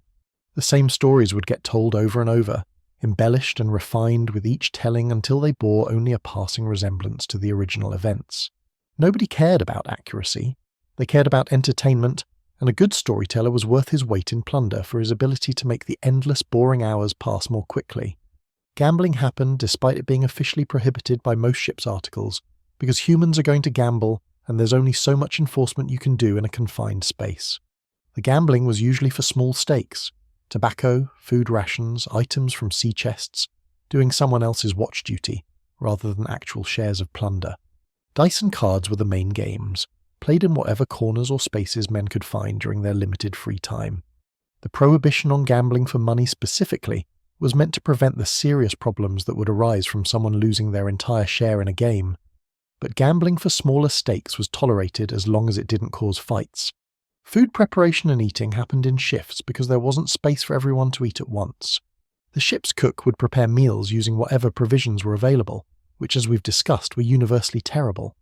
The crew would line up to receive their rations: salt pork or beef, hardtack, maybe some beans or peas, maybe some cheese if you were lucky and it hadn't gone completely mouldy. You'd take your ration and find a spot to sit, on your sea chest, on the deck, wherever, and eat it while it was still warm if it was cooked food, or just eat it cold if it was hardtack and salt meat. There were no tables for common crew members, no plates or utensils beyond maybe a knife and a wooden bowl that you owned personally. You ate with your hands mostly, and you ate quickly because you had better things to do with your limited free time than savour food that wasn't worth savouring anyway. Mealtimes were actually important social occasions despite the terrible food, because they were structured time when people could gather and talk without working. Conversations happened, news was shared, decisions were discussed, complaints were aired. The democratic system of pirate governance meant that mealtimes often turned into informal town halls where issues could be raised before they became serious enough to require formal votes. This communal eating, as uncomfortable and unpleasant as it was by modern standards, helped maintain the social cohesion that was essential for the crew to function effectively. The water situation deserves its own discussion because it was both critical and constantly problematic. Ships carried water in large wooden barrels stored in the hold. This water started out reasonably fresh, but would go bad over time as algae grew in it, bacteria multiplied, and whatever was already living in the barrel decided this was a great place to thrive. By a few weeks into the voyage, the water would taste off. By a month, it would be green. By 2 months, you were drinking what was essentially pond water with texture. This is why the rum ration existed. Mixing rum with the water killed some of the taste and possibly some of the microorganisms, making it more drinkable if not exactly safe. Beer was also carried when possible because it kept better than water, which is a sad commentary on the state of water storage technology in the 18th century. Water was rationed carefully because running out of water at sea was a death sentence. Each man got a set amount per day, maybe a gallon or so, which had to cover drinking, cooking, and any minimal washing you wanted to do. This wasn't really enough water, especially in hot climates where you were sweating constantly, but it was what was available. Dehydration was a constant low-level problem for everyone aboard ship, contributing to the general sense of misery and the health problems that were endemic to sea life. When it rained, everyone would rush to set out containers to catch fresh rainwater, which was precious not just for drinking but for washing. The brief opportunity to rinse off with actual fresh water was a luxury that wouldn't come around often. The constant motion of the ship affected everything about daily life in ways that are hard to appreciate if you've never spent extended time on a sailing vessel. The ship was always moving, pitching forward and back, rolling side to side, sometimes both at once if the seas were rough. This constant motion meant you were always bracing yourself, always adjusting your balance, always working against gravity that kept changing direction. Walking across the deck required skill and practice because the surface was moving under you. Climbing the rigging was dangerous because you couldn't count on your feet staying planted. Even sleeping in your hammock meant constantly swaying with the ship's motion, which some people found soothing and others found nauseating. Seasickness was a real and miserable phenomenon that affected most people when they first went to sea, and would come back in rough weather even for experienced sailors. Being seasick while trying to work, while trying to sleep, while trying to eat, while living in close quarters with dozens of other people. It was absolutely miserable, and there was no treatment beyond waiting for your body to adjust or for the weather to improve. Some people never fully adjusted and spent their entire time at sea feeling vaguely or extremely nauseous. Others adapted quickly and were fine unless the seas got really rough. Either way, being sick on a moving ship with no privacy and no escape from the motion was its own special level of hell. The noise aboard ship was constant and could be overwhelming until you learned to tune it out. The creaking of the wooden hull as it flexed with the waves, the sound of the wind in the rigging, the slapping of the sails, the splash of waves against the hull, the footsteps of crew members on the deck above, the voices of men talking, shouting, singing, the sounds of work being done, hammering, sawing, ropes sliding through blocks, the sounds of animals if the ship had any livestock aboard for fresh meat, the sounds of the ship's bell marking time. All of this combined into a constant background noise that never stopped, day or night. You learned to sleep through it, to work through it, to have conversations over it. But it was always there, a reminder that you were living inside a machine made of wood and rope that required constant adjustment and maintenance to keep functioning. At night, the ship took on a different character. Most of the crew would be below trying to sleep with just the watch on deck maintaining the ship and keeping lookout. The darkness would be near total except for a few shielded lanterns. You couldn't have bright lights on deck because they'd ruin your night vision, which you needed to see other ships or hazards. The darkness, combined with the constant motion and sounds, created an atmosphere that was either peaceful or eerie depending on your mood and the weather conditions. The stars would be incredibly bright away from any land, and if you were on watch on a calm night, you could almost forget about the cramped conditions below and the endless work ahead and just exist in that moment, suspended between sea and sky, in a tiny wooden bubble of human civilization floating on a vast ocean. But those moments were rare. Most of the time, you were too busy, too tired, too uncomfortable, or too worried about the various hazards of sea life to appreciate the romance of the situation. The ship was home because it was all you had. The ship was a prison because you couldn't leave. The ship was a community because you were all in this together. And the ship was a constant struggle against entropy, danger, and discomfort that required endless work just to maintain the status quo. This was the reality of pirate life behind the democratic governance and the equal shares. You were still living in a wooden box with 100 other people, working yourself to exhaustion, eating terrible food, sleeping in a hammock, and hoping you'd survive long enough to spend your share of the plunder on something that would make all of this worthwhile. The promise of freedom and equality that drew men to piracy was real, but it existed alongside and despite the physical reality of life aboard ship. You had a vote, but you had it while sleeping in a hammock next to 80 other men in a space that smelled like a nightmare. You had a fair share of the profits, but you earned it while working 4-hour watches and 3-hour maintenance shifts in all weather conditions on minimal sleep. You had democratic rights, but you exercised them while living in conditions that would violate multiple modern human rights conventions. The pirate system was better than the merchant system in important ways, but it wasn't good in any absolute sense. It was just less terrible, and when the baseline is terrible enough, less terrible starts to look like paradise. That's the real story of life aboard a pirate ship during the Golden Age. Not a romantic adventure, but a grinding existence made barely tolerable by the fact that you'd chosen it freely and shared it with a community of equals who'd made the same difficult choice for the same desperate reasons.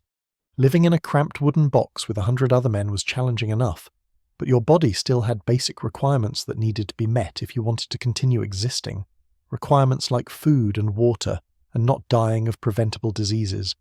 Unfortunately for you, the 18th century maritime world had some rather creative interpretations of what constituted adequate nutrition and medical care. By creative, I mean terrible. By terrible, I mean you were essentially running a long-term experiment on how long a human body could function on a diet that would horrify modern nutritionists and medical care that consisted primarily of amputation and hoping for the best. Spoiler alert, the results of this experiment were not encouraging, and the mortality rates spoke for themselves, though usually the deceased couldn't speak for themselves anymore on account of being dead. Let's start with food, because understanding what pirates ate on a daily basis is essential to understanding why they were so excited about capturing merchant vessels with fresh provisions aboard. The standard maritime diet in this era was built around foods that could survive for months without refrigeration, which in practice meant foods that were either salted to the point of being nearly inedible, dried to the consistency of leather, or were so inherently resilient that they could survive a nuclear apocalypse and probably outlive humanity itself.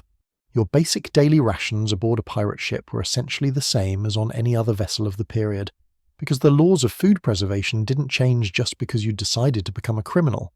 You needed calories to survive, and the available options for providing those calories on a long sea voyage were limited to a very short list of truly depressing choices.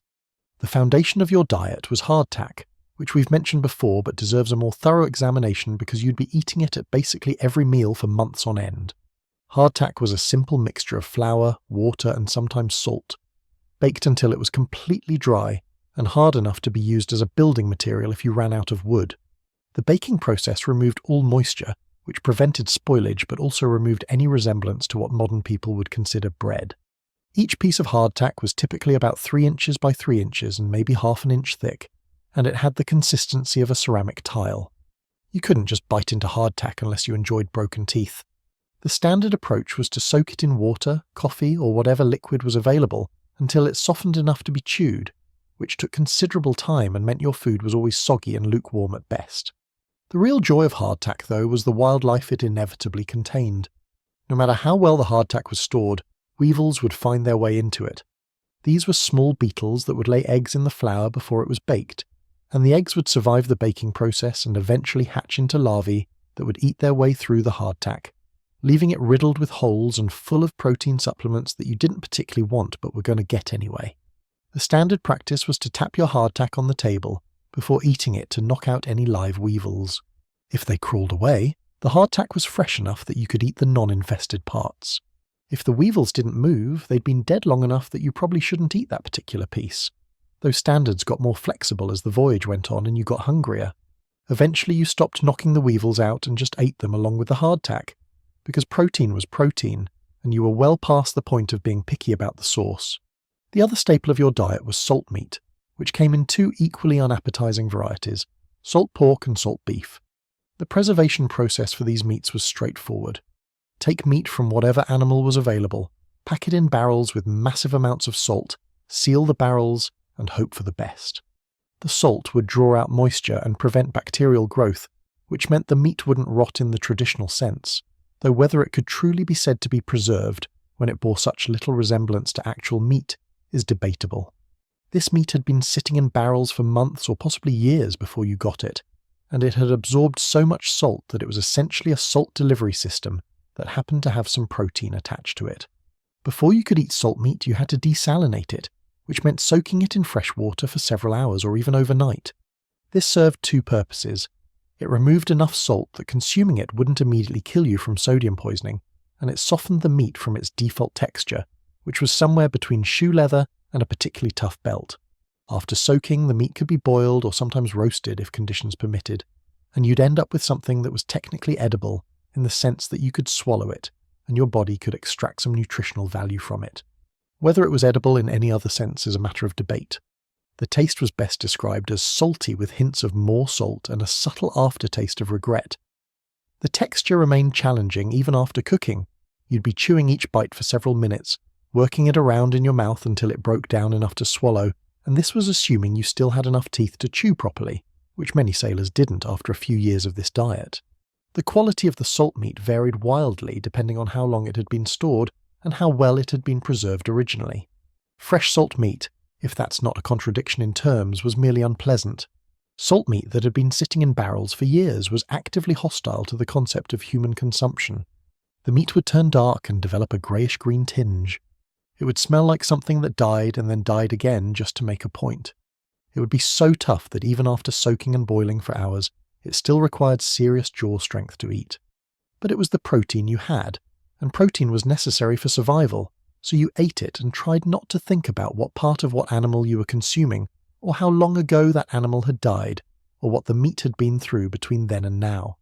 To accompany your hardtack and salt meat, you'd sometimes get dried peas or beans, which sounds like a healthy addition, until you realise these were dried peas or beans that had been stored in the hold for months and had absorbed the various flavours of their environment, which is to say they tasted like bilge water with a hint of actual food. These would be boiled into a thick soup or stew, sometimes called peas porridge or lobscouse, which were exactly as appetising as they sound. The cook would boil the peas or beans with chunks of salt meat and hardtack and whatever else was available, creating a thick greyish-brown mixture that had the consistency of paste and the flavour of salted despair. This was actually one of the better meals you could get aboard ship because at least it was hot and filling, even if it wasn't particularly tasty or nutritious. Occasionally you'd get cheese, which was a genuine treat because cheese was one of the few foods that actually got better with age in the maritime environment. Hard cheeses could survive for months and would develop character over time, by which I mean they'd become harder and more pungent, but they were still recognisably cheese, and provided both calories and a taste that wasn't just salt. The cheese would often be covered in mould, but you'd just cut off the mouldy parts or, if you were less picky, eat it anyway because mould wouldn't kill you, and at this point your standards for food quality had plummeted to depths that would shock your younger self. Cheese was valued enough that it was often specifically mentioned in the division of plunder. A captured ship with a cargo of cheese was cause for celebration because it meant weeks of slightly less terrible meals. The beverage situation was equally grim. Water, as we've discussed, went bad quickly and became increasingly undrinkable as the voyage went on. Beer was carried when possible, and was actually safer to drink than water, because the brewing process killed many of the microorganisms that would make you sick, though the beer itself would eventually go sour and develop interesting flavours that had nothing to do with the original brewing. Rum was the preferred solution to the liquid problem. It didn't go bad. It made the terrible food more tolerable. It made the terrible living conditions more bearable, and if you drank enough of it, you could temporarily forget that you were eating weevil-infested hardtack and salt meat that had been dead longer than some of your crewmates had been alive. The daily rum ration was typically half a pint, issued in 2 portions at noon and evening, which was just enough to maintain a baseline level of mild intoxication throughout the day without rendering you completely unable to work. This was considered a feature rather than a bug of the system. Now here's where piracy offered a genuine improvement over the legitimate maritime world. Pirates had much better opportunities to supplement this miserable diet with actual food. When you captured a merchant vessel, you weren't just taking gold and trade goods, you were taking their provisions, which might include fresh food, better quality preserved goods, luxury items like sugar and spices, and maybe even livestock if they'd been carrying animals for fresh meat. Pirates could also stop at islands to hunt, fish, and gather fresh fruits and vegetables, which legitimate naval vessels often couldn't do because they had strict schedules to maintain and couldn't afford the time to forage. Pirates operated on a more flexible schedule. If you needed food and there was an island with turtles or wild pigs or fruit trees, you'd stop and take what you needed, and nobody could tell you otherwise because you were literally outlaws, and the concept of asking permission had stopped applying to your life. Hunting and fishing provided protein that was actually fresh, which was such a dramatic improvement over salt meat that it probably seemed like a miracle to men who'd been eating preserved provisions for months. Sea turtles were a favourite target because they were large, slow, relatively easy to catch, and the meat could feed a substantial number of people. You'd find them on beaches where they came to lay eggs, flip them on their backs so they couldn't escape, and then either butcher them immediately or keep them alive on the ship as a source of fresh meat. Live turtles could survive for weeks on a ship with minimal care, essentially serving as a self-contained fresh meat storage system that didn't require refrigeration. The meat was supposedly quite good, and the eggs were edible as well, providing much-needed protein and nutrients that were completely absent from the standard preserved diet. Wild pigs on Caribbean islands were another common target. These were descended from European pigs that had been released on islands by earlier explorers to provide food for future visitors, and they'd gone feral and multiplied. Hunting them required some effort. You needed firearms or hunting dogs or both, and you needed to actually track and kill an animal that didn't want to be dinner. But the reward was fresh pork, which could be roasted immediately, or, if you caught multiple pigs, salted and preserved for later consumption. The fresh meat was such a dramatic improvement over the salt meat from barrels that pirates would sometimes spend days on an island just hunting and eating as much fresh food as possible before returning to sea with newly stocked provisions. Fish was theoretically always available given that you were surrounded by ocean, but actually catching fish from a sailing ship was more complicated than it sounds. You couldn't just stop and fish. The ship needed to keep moving, which meant any fishing had to be done while underway, which limited your options. Trolling lines dragged behind the ship could catch larger fish like tuna or dolphin fish, which were excellent eating when fresh. Flying fish would sometimes land on deck, providing unexpected snacks. Shark could be caught and eaten, though the meat wasn't particularly good and mostly served as a change from the usual diet. In shallow waters near islands, fishing was more productive, and if the ship stopped for hunting or careening, the crew could fish from the shore and catch enough to provide meals for days. Fresh fruits and vegetables were the real prize for preventing disease, though nobody understood why at the time. When pirates stopped at islands, they'd gather whatever was growing wild: coconuts, plantains, wild oranges, limes, berries, various tropical fruits that provided vitamins and nutrients completely absent from the preserved diet. These fresh foods were consumed immediately because they wouldn't keep, and the effect on crew health was noticeable even if the mechanism wasn't understood. Pirates who regularly supplemented their diet with fresh food were healthier and more energetic than crews who ate nothing but preserved provisions, though the pirates attributed this to the food being more enjoyable rather than to any specific nutritional benefits. The Caribbean and Atlantic islands also provided opportunities for drinking fresh water from streams and springs, which was such a luxury after months of drinking stagnant barrel water that men would reportedly just sit by fresh streams and drink until they couldn't hold anymore, temporarily forgetting their outlaw status in the simple pleasure of clean water. Ships would refill their water barrels at these stops, hoping the fresh water would last longer than the previous supplies, though inevitably it would go bad again after a few weeks and the cycle would continue. Despite these opportunities for supplementing the diet, the reality was that most of your time at sea was still spent eating the standard, terrible preserved rations, because fresh food didn't keep and you couldn't always stop to hunt or forage. This meant your body was running on a nutritionally inadequate diet most of the time, which had predictable consequences for your health. The lack of vitamins, the excessive salt, the poor protein quality, the absence of fresh fruits and vegetables, all of this added up to a diet that would slowly destroy your body, even as it provided just enough calories to keep you alive and working. And that brings us to the disease situation, which was somehow even worse than the food situation, though they were intimately connected. Scurvy was the big killer on long voyages, and it's worth understanding in detail because it was both completely preventable and utterly devastating when it struck. Scurvy is caused by vitamin C deficiency. Your body needs vitamin C to produce collagen, which is the protein that holds your tissues together. Without it, your body literally starts falling apart at the seams. The symptoms would begin subtly after about 3 months without fresh food. You'd feel tired and weak, but that was normal aboard ship, so you might not notice anything was wrong initially. Your gums would start to feel sore and might bleed when you touched them. Again, not particularly alarming given the general state of dental health aboard ship, but then things would accelerate in ways that were decidedly not normal.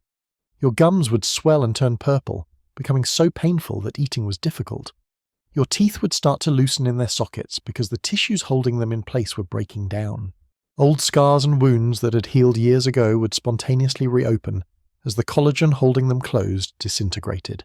New wounds wouldn't heal at all. You'd develop bruises all over your body from blood vessels breaking down under your skin. Your joints would ache and swell.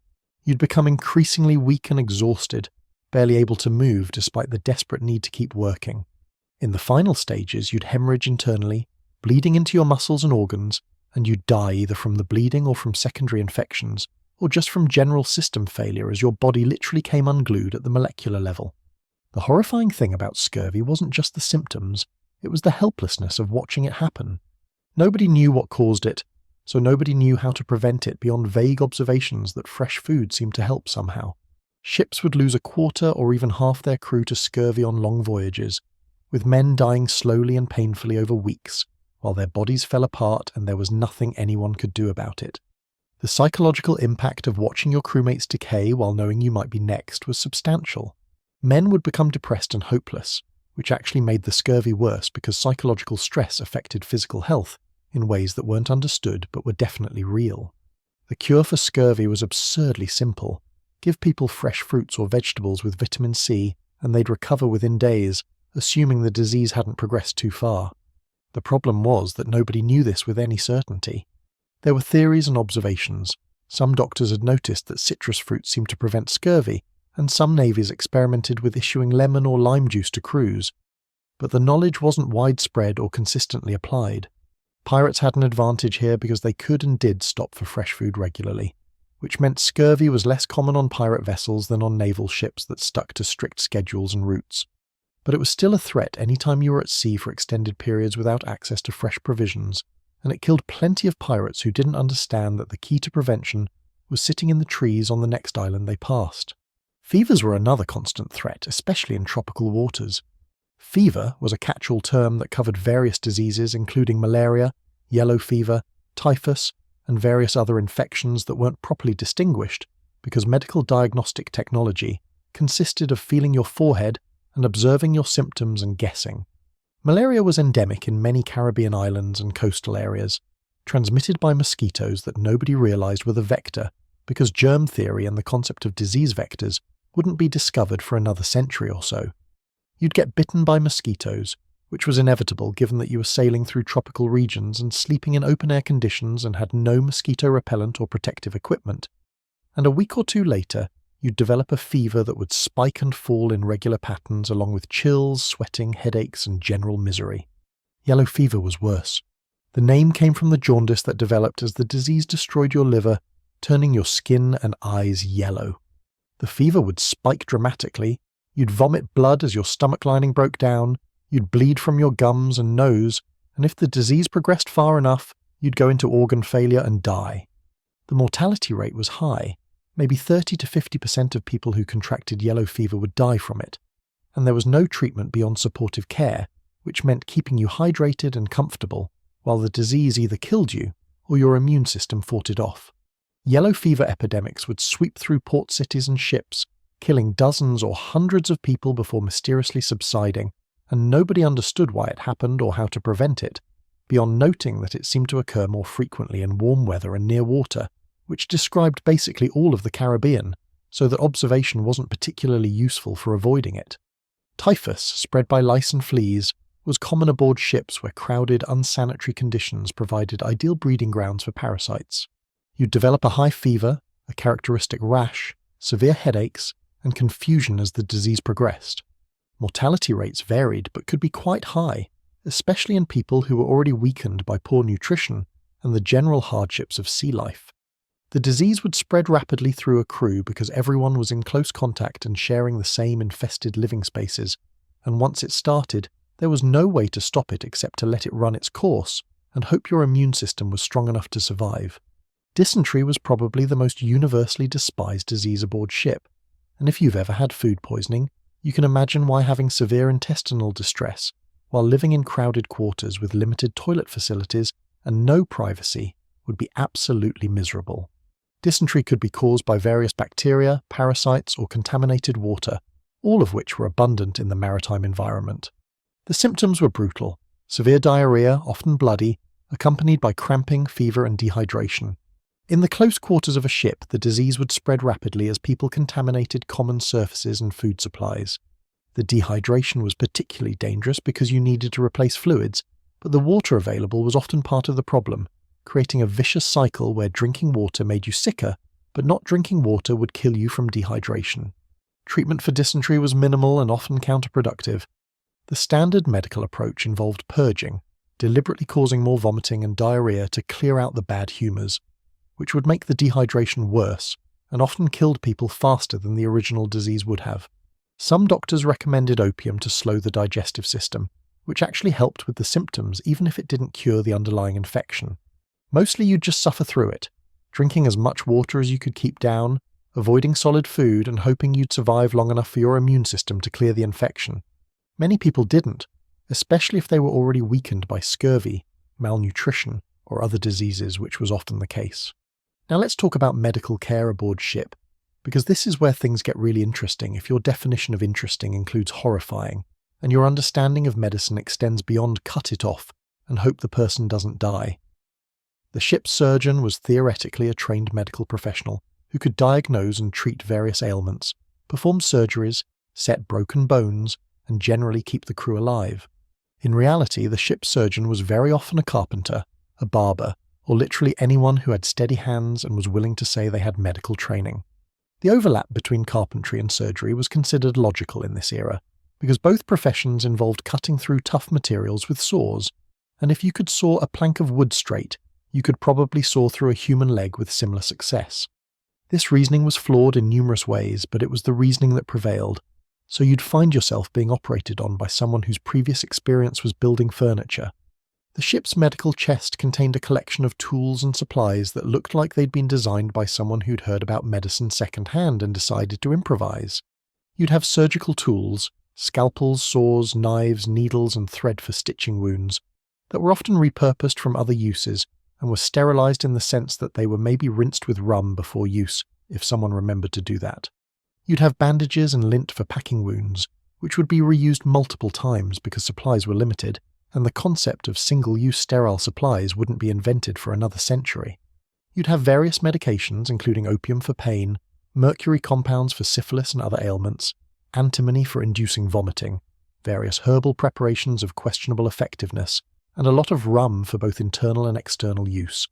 The surgeon's understanding of medicine was based on theories that were wrong in fundamental ways, but were accepted as fact in the 18th century. The dominant medical theory was humouralism, which held that the body contained 4 humours: blood, phlegm, yellow bile, and black bile, and disease was caused by imbalances in these humours. Treatment therefore involved rebalancing the humours through techniques like bloodletting, purging, inducing vomiting, and applying various hot or cold substances to different body parts.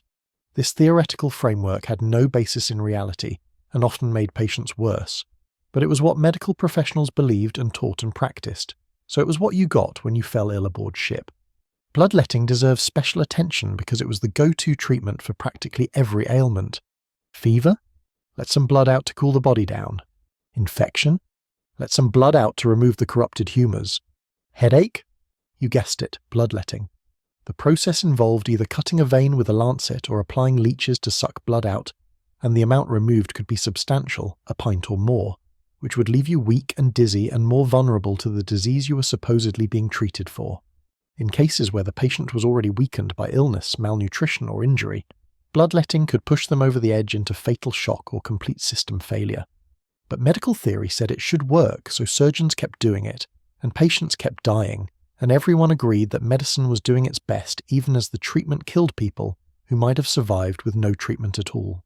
Surgical procedures were nightmarish by modern standards, primarily because anesthesia as we know it didn't exist. Opium could dull pain if you had enough of it and it was pure enough, which was never guaranteed. Alcohol could help. Patients were often given large amounts of rum before surgery to dull their senses and maybe make them pass out from intoxication. But it wasn't reliable anesthesia. Most of the time, surgery was performed on conscious, fully aware patients who felt every cut, every saw stroke, every moment of the procedure. The surgeon's skill was measured partly by speed. The faster you could complete the operation, the less time the patient spent in agony, and the less blood they'd lose. A skilled surgeon could amputate a limb in under 5 minutes. A less skilled surgeon might take 10 or 15 minutes, which was an eternity when you were the one experiencing it. Amputation was the most common major surgery aboard ship because infected or severely damaged limbs were usually beyond saving and would eventually kill you if left attached to your body. The procedure followed a fairly standard process that hadn't changed much in centuries. First, the patient would be given as much opium and rum as available to dull the pain, though this was never enough to block sensation completely. Then they'd be strapped down or held down by several strong men to prevent them from thrashing around during the operation. The surgeon would tie a tourniquet above the amputation site to restrict blood flow, though this didn't stop bleeding completely and caused additional pain from cutting off circulation. Then came the cutting. The surgeon would cut through the skin and flesh with a scalpel, working quickly but carefully to create flaps of skin that could be folded over the stump after the bone was removed. Then came the saw, a specialized surgical saw, or sometimes just a carpentry saw that had been dedicated to medical use, which would be used to cut through the bone. This was the most painful part of the procedure, and patients would often scream or pass out from the pain, which was actually a mercy because unconscious patients didn't feel the rest of the operation. Once the limb was removed, the surgeon would use the scalpel to smooth any rough edges on the bone, then pull the skin flaps over the stump and stitch them closed with needle and thread. The blood vessels would be tied off with silk thread to stop the bleeding, though this was imperfect and some bleeding would continue after the operation. The final step was cauterization, which involved applying a red-hot iron to the stump to burn and seal the wound. This served two purposes. It stopped bleeding by burning the blood vessels shut, and it was believed to prevent infection by burning away any bad humours or corruption. The reality was that cauterization was intensely painful and caused additional tissue damage, and it didn't actually prevent infection, because infection wasn't caused by bad humours, but by bacteria that the burning didn't effectively eliminate. But medical theory said cauterization was necessary, so it was done, and patients endured yet another layer of agony on top of the amputation itself. The smell of burning flesh would fill the surgical area, which was usually just a corner of the deck or below decks, adding to the horror of the experience for both patient and observers. After the surgery, the patient would be given whatever pain medication was available, and would be expected to recover while still living in the same crowded, unsanitary conditions that had contributed to the injury or infection in the first place. The stump would be bandaged with whatever clean cloth was available, which often wasn't very clean by modern standards, and the bandages would be changed periodically, which was another painful process. Infection was a constant risk. Actually, infection was almost inevitable given the complete absence of sterile technique, antibiotics, or understanding of germ theory. The wound would often become inflamed, fill with pus, develop gangrene, or produce various other complications that could kill the patient even after they'd survived the surgery itself. The survival rate for amputation varied depending on factors like the patient's overall health, the location of the amputation, the skill of the surgeon, and pure luck. Lower limb amputations had better survival rates than upper limb amputations for reasons nobody fully understood at the time, but which probably related to blood loss and infection risk. Amputations done earlier in the course of an infection, before it had spread throughout the body, had better outcomes than waiting until the patient was already critically ill. But even under the best circumstances, maybe half of patients would die from complications within weeks of the surgery. This was considered an acceptable outcome given that the alternative was certain death from the untreated injury or infection. For patients who did survive amputation, life afterward was permanently altered in ways that the compensation system tried to address but couldn't fully resolve.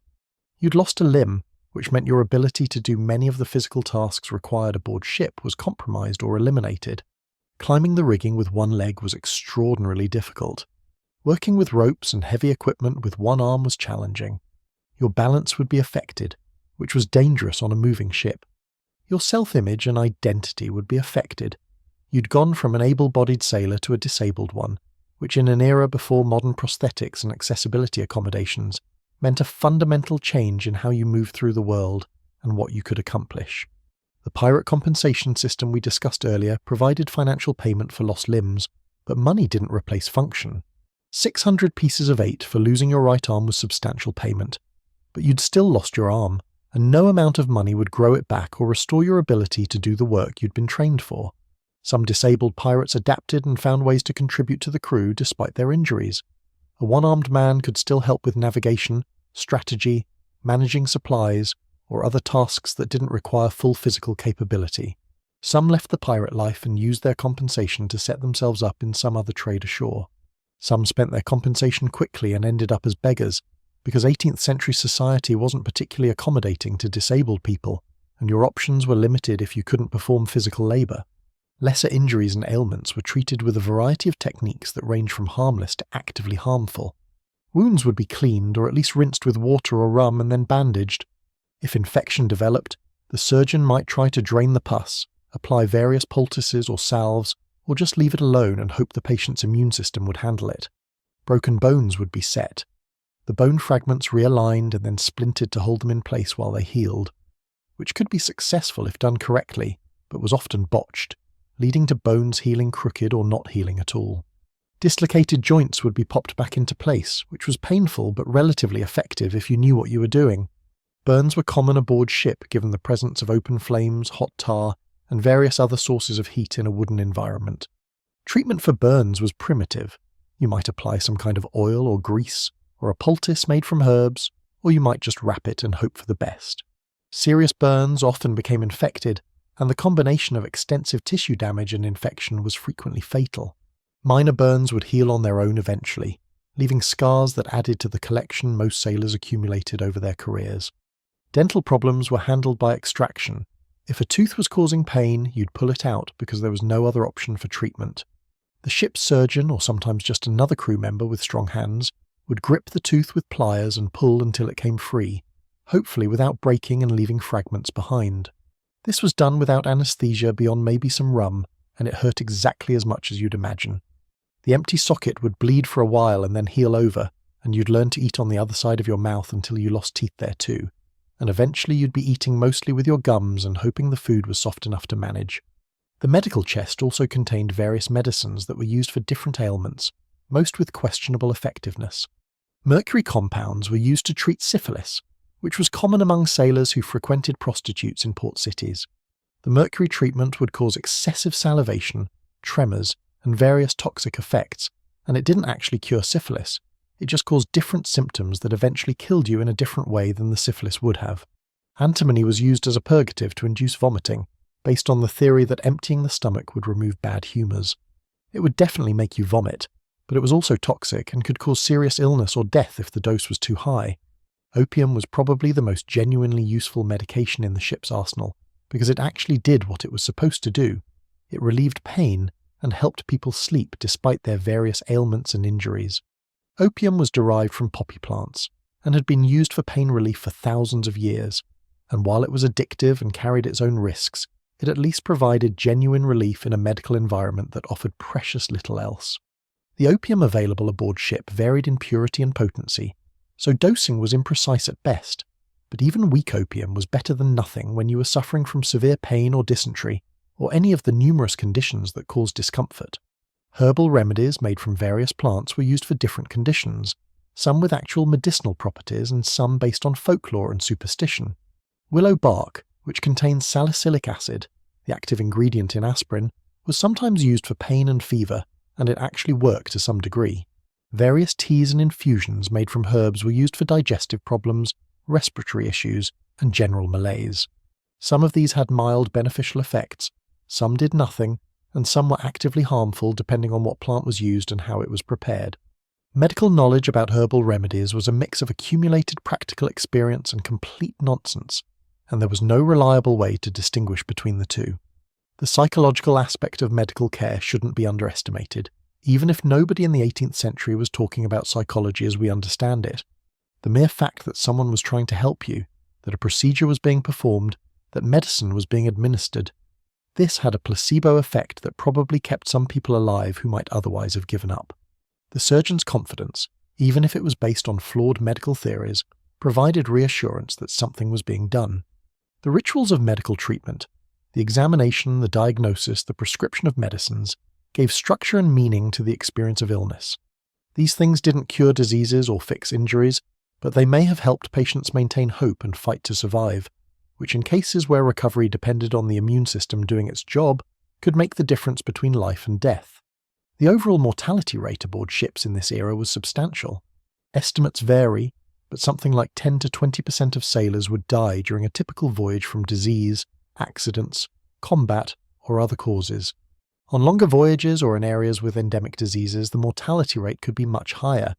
Pirates may have had slightly better survival rates than merchant sailors or naval crews, because they had more control over their conditions, better access to fresh food, and could avoid some of the worst hazards of the maritime world.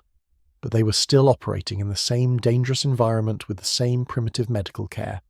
The average life expectancy for a pirate during the Golden Age was probably in the mid-20s to early 30s, though this statistic is skewed by the fact that many died violently rather than from natural causes or disease.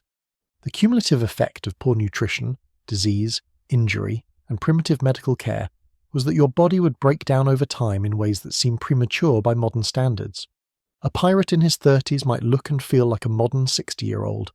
Missing teeth, scarred from various injuries, joints damaged from years of hard physical labour, possibly missing a limb or an eye, suffering from chronic pain and various ailments that had never properly healed.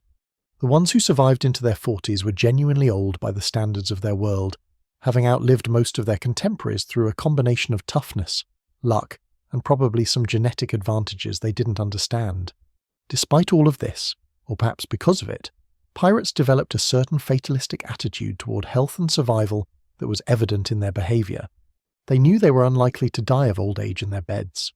They knew that injury, disease, and violent death were probable rather than merely possible.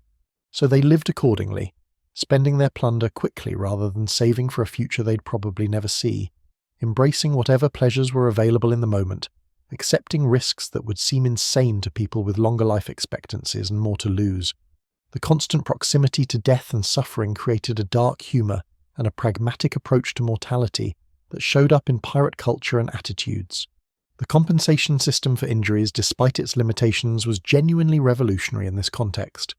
It acknowledged that people who were injured in service to the crew deserved support even after they could no longer fully contribute.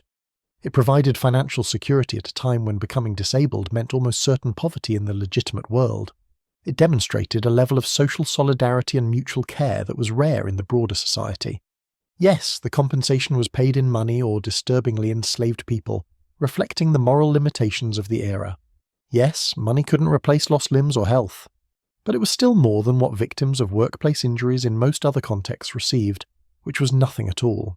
The medical situation aboard pirate ships was just one more way in which life in the Golden Age was harsh by any measure, but slightly less harsh under pirate governance than under legitimate authority. You had access to the same primitive medical care, but you had better nutrition when fresh food was available. You faced the same diseases, but you had compensation if you were disabled by them.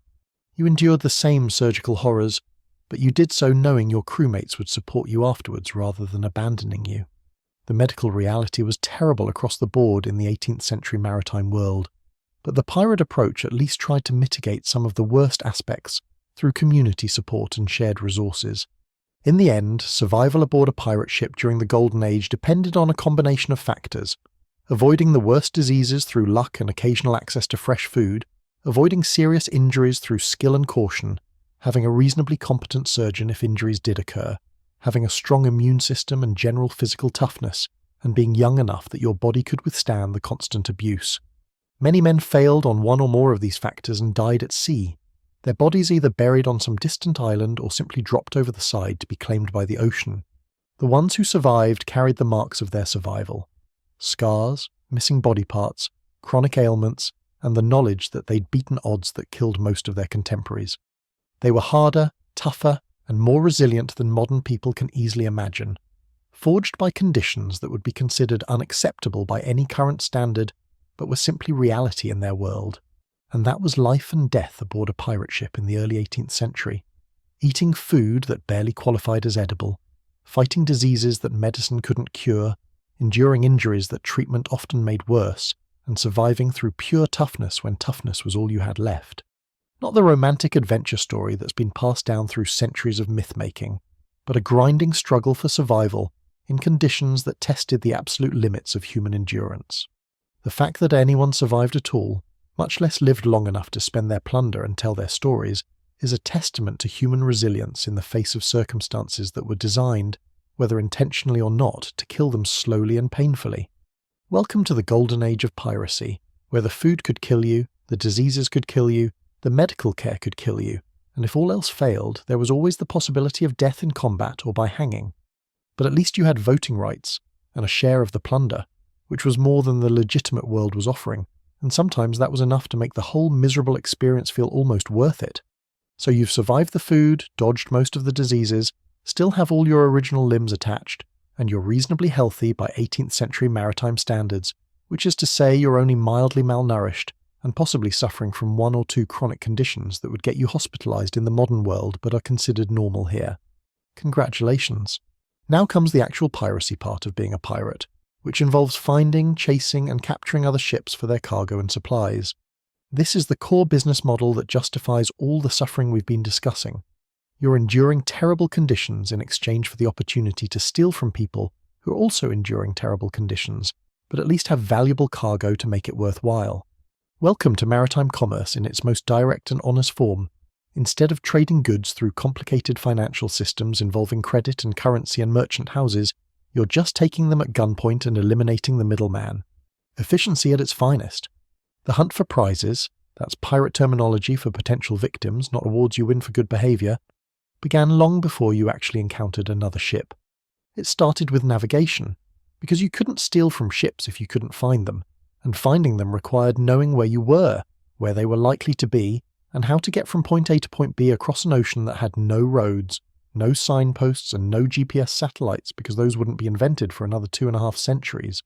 Navigation in the early 18th century was part science, part art, and part educated guessing, performed by men who often had a minimal formal education, but had learned through experience and apprenticeship how to guide a wooden box full of criminals across thousands of miles of open water without getting hopelessly lost or accidentally sailing into a reef.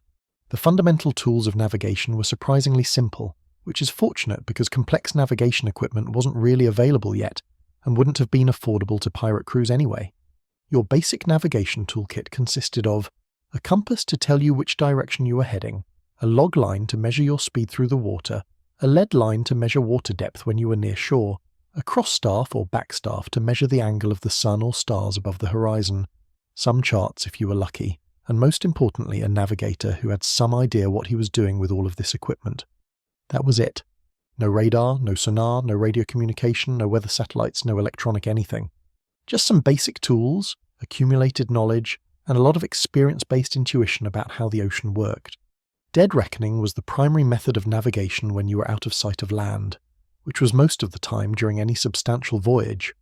The term dead reckoning probably came from deduced reckoning, meaning you were deducing your position based on your known starting point and your subsequent movements, though some sailors claimed it was called dead reckoning because if you got it wrong, you were dead, which had a certain grim logic to it. The process was straightforward in theory. You knew where you started, you knew what direction you'd been sailing, you knew approximately how fast you'd been going, and from that information you could calculate where you should be now. In practice, it was complicated by numerous factors that made accuracy challenging. Here's how dead reckoning actually worked aboard ship. Every watch, remember 4-hour shifts around the clock, the navigator or whoever was responsible for tracking the ship's position would record several pieces of information. First, the direction the ship had been heading measured with the compass.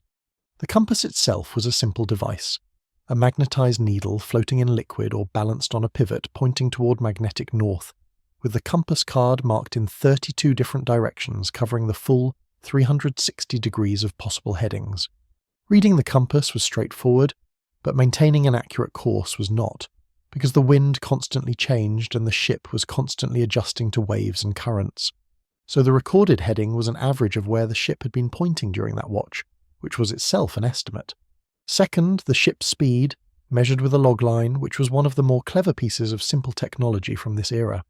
The log line was a long rope with knots tied in it at regular intervals, attached to a wooden board that would drag in the water. You'd throw the board over the stern and let the rope play out while someone timed how many knots passed through their hands in a set period, typically measured with a sand glass that ran for 30 seconds or so. The number of knots that passed in that time told you how fast you were moving. This is where we get the term knots for nautical speed. It literally came from counting knots in a rope. The measurement was approximate because waves affected the board's drag, currents affected the actual speed over the ground versus through the water, and timing with the sandglass wasn't perfectly precise, but it was good enough for practical purposes. Third, any factors that might affect the calculation. Did you encounter strong currents pushing you off course? Was there a storm that forced you to change heading? Did you have to tack back and forth against the wind, making your actual progress toward your destination less than the distance you sailed through the water? All of this had to be estimated and accounted for, which meant dead reckoning was really more of an educated guess that accumulated errors over time. After a few days of dead reckoning, you might know your position to within 10 or 20 miles.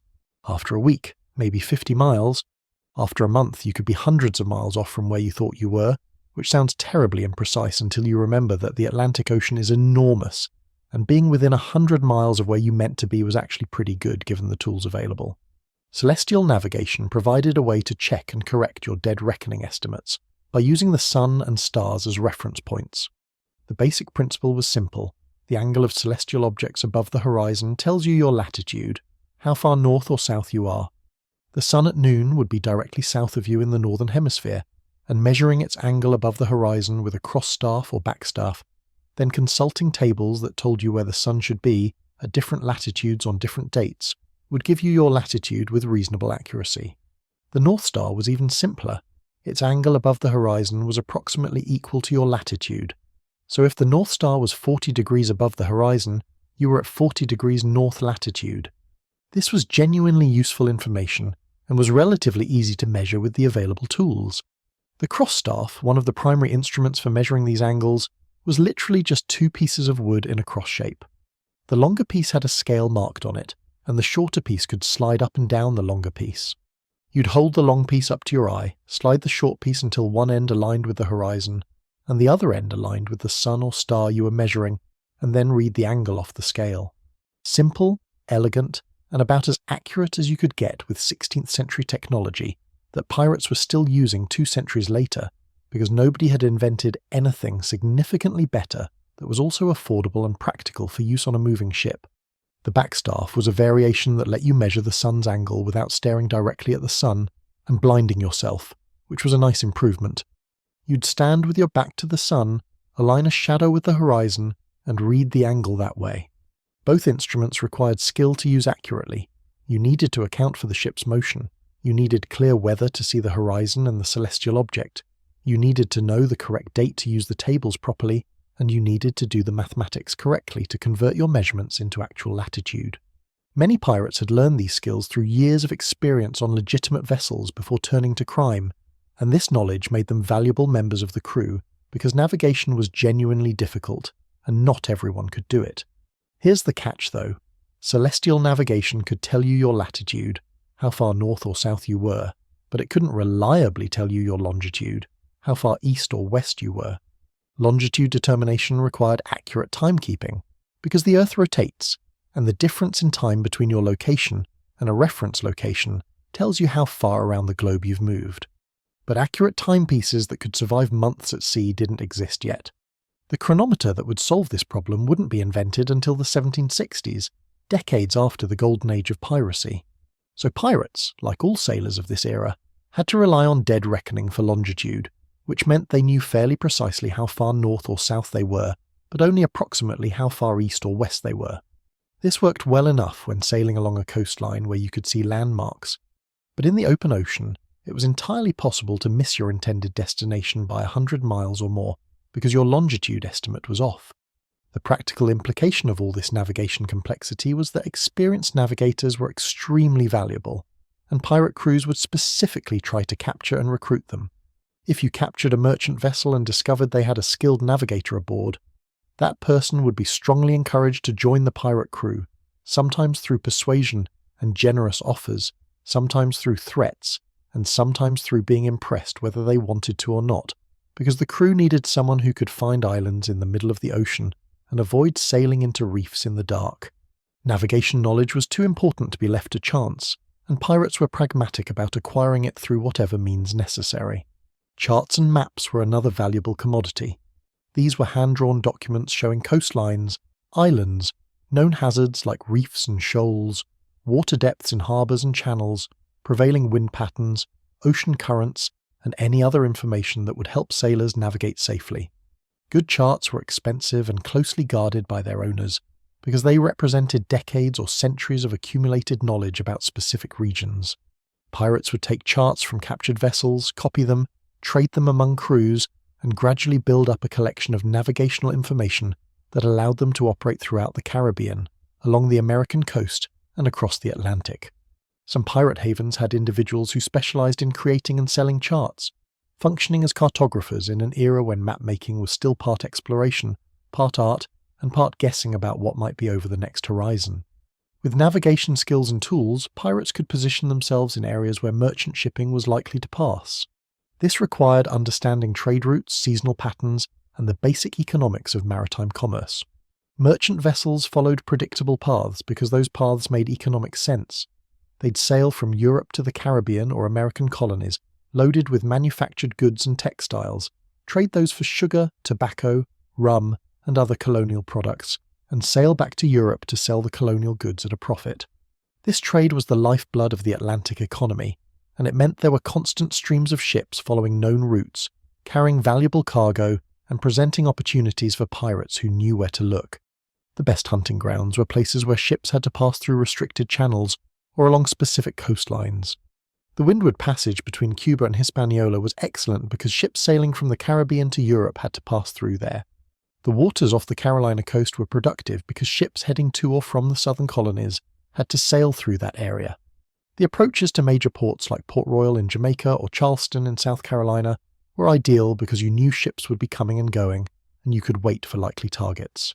Pirates would position themselves in these areas and essentially fish for merchant vessels, waiting for something promising to come along. Identifying potential targets from a distance was its own skill. You'd spot a sail on the horizon, maybe 5 or 10 miles away, barely visible, and you'd need to determine quickly whether it was worth pursuing. Size mattered. Bigger ships meant more cargo and more profit, but also more crew and more potential resistance. The way the ship was sailing told you things about it. A ship riding low in the water was probably heavily loaded with cargo, making it a prime target but also slower and easier to catch. A ship riding high was probably empty, returning from delivering cargo and not worth the effort. The number and configuration of masts told you what type of vessel it was. A 3-masted ship was probably a substantial merchant vessel, or possibly a naval warship, while a single-masted sloop was more likely a small coastal trader or fishing vessel. The flags the ship was flying provided information, though this was unreliable because everyone routinely flew false flags to avoid trouble or to approach potential targets without raising suspicion. Ships carried flags from multiple nations specifically so they could fly whatever flag was most convenient in a given situation. Pirates would fly legitimate national flags when approaching targets, only revealing their true nature when they were close enough that escape was difficult. This was standard practice and not considered dishonorable by the standards of the time. Everyone expected everyone else to lie about their identity at sea, and the only breach of maritime etiquette was if you attacked while flying a false flag without first raising your true colours. As long as you showed your real flag, or in this case your pirate flag, before opening fire, you were playing by the rules such as they were. Once you'd identified a target worth pursuing, the chase began. Sailing ships couldn't just accelerate like modern motor vessels. You were at the mercy of wind direction and strength, and your speed depended on how efficiently your sails caught that wind and how well your hull moved through the water. Pirate vessels had advantages in a chase because they were specifically selected and modified for speed. Pirates preferred smaller, lighter ships that could outmaneuver larger merchant vessels. They'd strip out unnecessary cargo space to reduce weight. They'd maintain their sails and rigging meticulously because every bit of efficiency mattered in a pursuit. They'd careen their hulls regularly to remove the barnacles and growth that slowed them down. Speed was survival for pirates. You needed to catch your prey, and you needed to escape from naval warships hunting you, so speed was prioritized above almost everything else. The tactics of pursuit varied depending on wind conditions. If the wind was blowing from behind you toward the target, the chase was straightforward. You'd set all your sails and try to close the distance before the target could reach safety, or change course effectively. If the wind was blowing from the side, the chase became more interesting because both ships would be tacking, sailing at an angle to the wind and periodically changing direction to zigzag toward where they wanted to go. In this situation, superior sailing skills mattered enormously. A crew that could tack faster, that could trim their sails more efficiently, that could read the wind and water better, that crew would gradually close the distance on a less skilled opponent, even if their ships were theoretically evenly matched. Chases could last hours or even days if the target was fast, the crew was skilled, and they were determined to escape.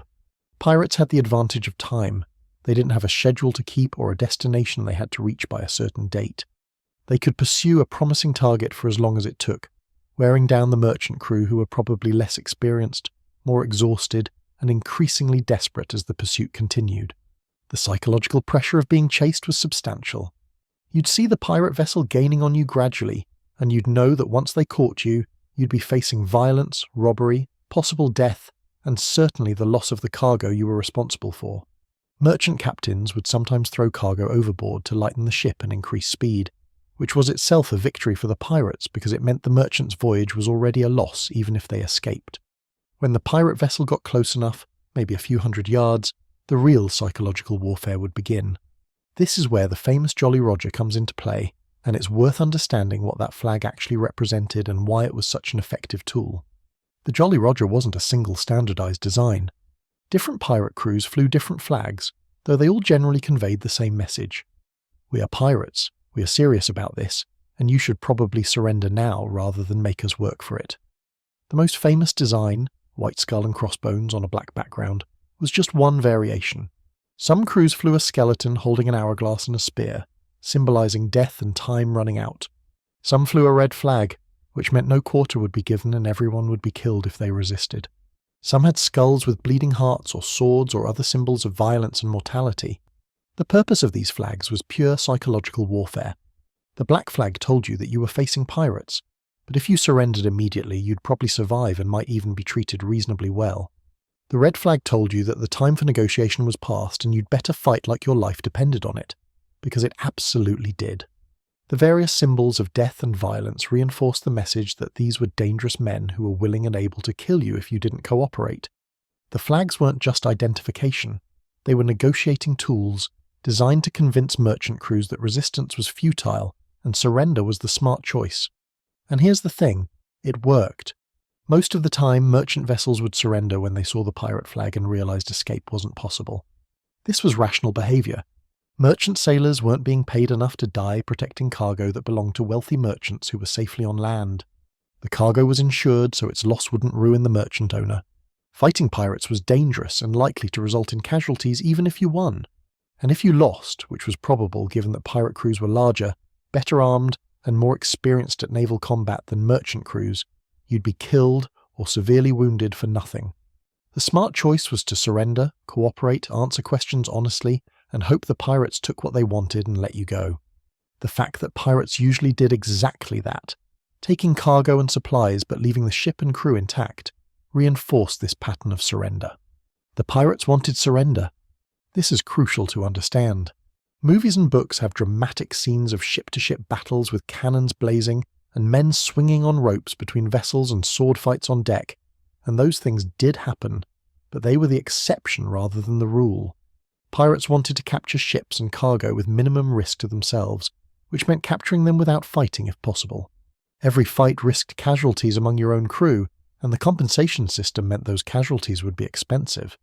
Damaged ships were less valuable as prizes. Destroyed cargo couldn't be sold. Fighting attracted attention from naval patrols. From a purely business standpoint, the ideal capture was one where the merchant vessel saw the pirate flag, realized resistance was pointless, and surrendered immediately, allowing the pirates to take what they wanted without any violence or drama. The psychological warfare of reputation and flags was designed to make this ideal capture as common as possible. The reputation of specific pirate captains and crews was part of this psychological toolkit. If you knew you were being chased by a crew with a reputation for treating prisoners well, you'd be more likely to surrender peacefully. If you knew you were being chased by a crew with a reputation for torture and brutality, you might try harder to escape or might fight desperately because surrender didn't guarantee safety. Pirate captains understood this dynamic. Some deliberately cultivated reputations for mercy and fair dealing because it made their job easier. Ships would surrender faster, prisoners would cooperate more readily, and information would flow more freely. Others cultivated reputations for extreme violence, because they believed fear was more effective than promises of good treatment. Both approaches had their advocates, and both could work depending on circumstances and the personalities involved. When the pirate vessel got alongside the target, the actual mechanics of capture followed a fairly standard procedure that had been refined through experience into an efficient process. First, a warning shot if the merchant vessel hadn't already surrendered. This would be a cannon fired across the bow, deliberately missing but close enough to make it clear that the next shot wouldn't miss. This was the final opportunity for the merchant captain to be sensible and surrender without forcing a fight. Most took the hint. They'd strike their colours, lower their flag in a sign of surrender and wait to be boarded. If the merchant vessel didn't surrender after a warning shot, or if the pirates were in a mood to make a point, things escalated. The pirate vessel would fire a broadside, all the cannons on one side of the ship firing simultaneously at the target. This wasn't aimed at the hull to sink the ship, because sinking your prize was counterproductive when you wanted to steal its cargo. Instead, the broadside would target the rigging and masts, trying to disable the ship's ability to sail. Shredding sails, cutting rigging, splintering masts, this would stop the ship without sinking it, leaving it dead in the water and unable to escape while the pirates prepared to board. The boarding process itself was organised chaos that required coordination and speed. The pirate vessel would come alongside the merchant ship, close enough that grappling hooks could be thrown across to lash the two vessels together. This was dangerous because the ships were moving independently. Waves could slam them together and crush anyone caught between them. And this was the moment when the merchant crew might fire their own weapons if they were going to resist. Pirates would provide covering fire, muskets and pistols aimed at the merchant deck to suppress any resistance and keep the merchant crew from organising a defence. Then the boarding party would go across. The boarding party was led by the quartermaster typically, with the most experienced fighters going first to establish a foothold on the enemy deck. They'd cross using the grappling ropes, or by jumping if the ships were close enough, or by using planks laid between the vessels. This required balance, courage, and timing because you were crossing between two moving platforms while possibly being shot at. Once the first pirates were aboard the merchant vessel, the rest of the boarding party would follow quickly, overwhelming any resistance through superior numbers and aggression. The goal was to take control of the deck as fast as possible, secure the crew, and establish authority before organised resistance could develop. The weapons used in boarding actions were chosen for close-quarters combat rather than range or power. Cutlasses were ideal, short curved swords designed for slashing in confined spaces where there wasn't room to thrust with a longer blade. The curved blade could cut through rope, sail, and flesh with equal efficiency, and the short length meant you wouldn't hit the rigging or your own crew members while swinging it. Pistols were valuable because they were one-shot weapons that could drop an opponent immediately, though reloading in the middle of a chaotic boarding action was basically impossible, so you'd fire once, and then use the pistol as a club or switch to a blade. Some pirates carried multiple pistols, 2, 3, even 4 pistols tucked into a sash or belt, giving them multiple shots before having to resort to melee weapons. This was the origin of the stereotypical pirate image with multiple pistols and a sword, because that actually was practical combat loadout for boarding actions. Boarding axes and hatchets were also common because they were versatile tools that could cut rope, break doors, fight opponents, and double as intimidating displays of violent intent when you were waving one around and yelling. Pikes and spears gave you reach advantage and were useful for keeping enemies at bay or pulling them off balance. Grenados, early grenades made from iron shells filled with gunpowder and fitted with fuses, could be thrown onto enemy decks to cause chaos and casualties before boarding. These were unreliable and dangerous to the user, but they were psychologically effective because explosions were terrifying, even when they didn't cause massive damage. The appearance of the boarding party was also psychological warfare. Pirates would deliberately make themselves look as threatening as possible. Long hair and beards, which as we've discussed were partly just hygiene neglect, but were also deliberately maintained for effect. Dark or colourful clothing that stood out and marked you as someone dangerous and possibly unhinged. Weapons displayed prominently. Some pirates would put slow-burning fuses in their hair or beard so they'd be wreathed in smoke during boarding, making them look literally demonic. The famous pirate Blackbeard supposedly did this, and whether it was effective at combat or just theatrical, it definitely contributed to his reputation for being terrifying, which served the broader goal of making people surrender without fighting. The noise during boarding was also intentional. Pirates would yell, scream, fire weapons, clash swords, and generally create as much chaos and confusion as possible. This served multiple purposes. It coordinated the pirate attack, it intimidated the defenders, it created sensory overload that made organised resistance difficult, and it reinforced the psychological message that these were wild, dangerous men who were beyond reason or mercy. The reality was usually more calculated. Pirates knew exactly what they were doing and were executing a practiced attack plan, but the appearance of barely controlled savagery was useful for convincing the other side that fighting was futile. If the merchant crew decided to resist, the fight would be brutal but usually brief. Merchant sailors weren't trained fighters and often weren't well armed. They'd have some weapons, cutlasses, maybe a few pistols, belaying pins and other improvised weapons, but they wouldn't have the experience, organisation or numbers to effectively fight off a determined boarding party. Pirates outnumbered typical merchant crews, were better armed, had combat experience, and had the advantages of surprise and momentum. A resistance that lasted more than a few minutes was unusual. More often, the merchant crew would see the pirates coming aboard, realise they were outmatched and surrender or retreat below decks rather than fighting hopelessly. The aftermath of a successful boarding, successful from the pirate perspective, followed a pattern that was repeated hundreds of times during the Golden Age. The pirate boarding party would secure the merchant crew, usually by disarming them and gathering them in one area where they could be watched. The merchant captain and officers would be separated from the common crew and questioned about the cargo, the ship's route, recent sightings of other vessels, and any other information the pirates wanted. This questioning could be gentle or harsh, depending on the pirate's mood and the level of cooperation. Captains who were honest and helpful would generally be treated well. Captains who tried to hide valuable cargo or lied about ship movements would be treated roughly, sometimes including torture to encourage more forthcoming responses. Meanwhile, other pirates would be searching the ship systematically, looking for anything valuable or useful. The cargo hold would be opened and inventoried.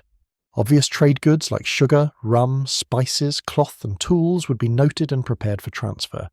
Hidden valuables would be searched for. Wealthy passengers sometimes hid jewellery and money in creative places.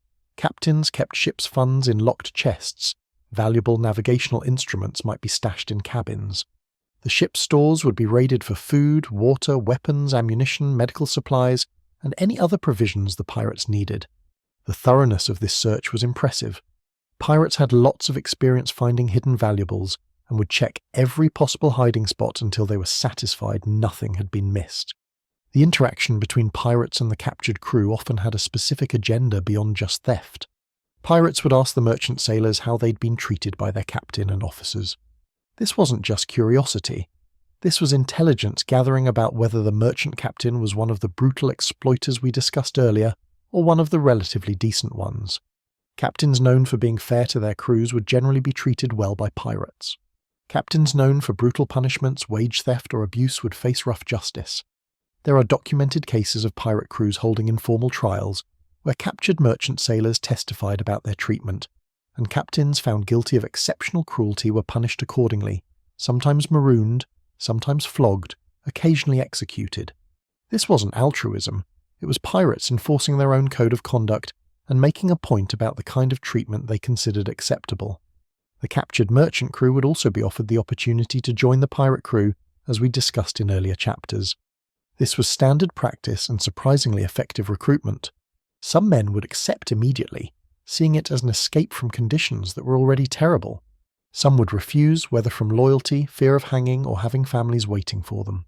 Some would be pressed into service if they had valuable skills, carpenters, surgeons, navigators, sailmakers, because those skills were too useful to let walk away.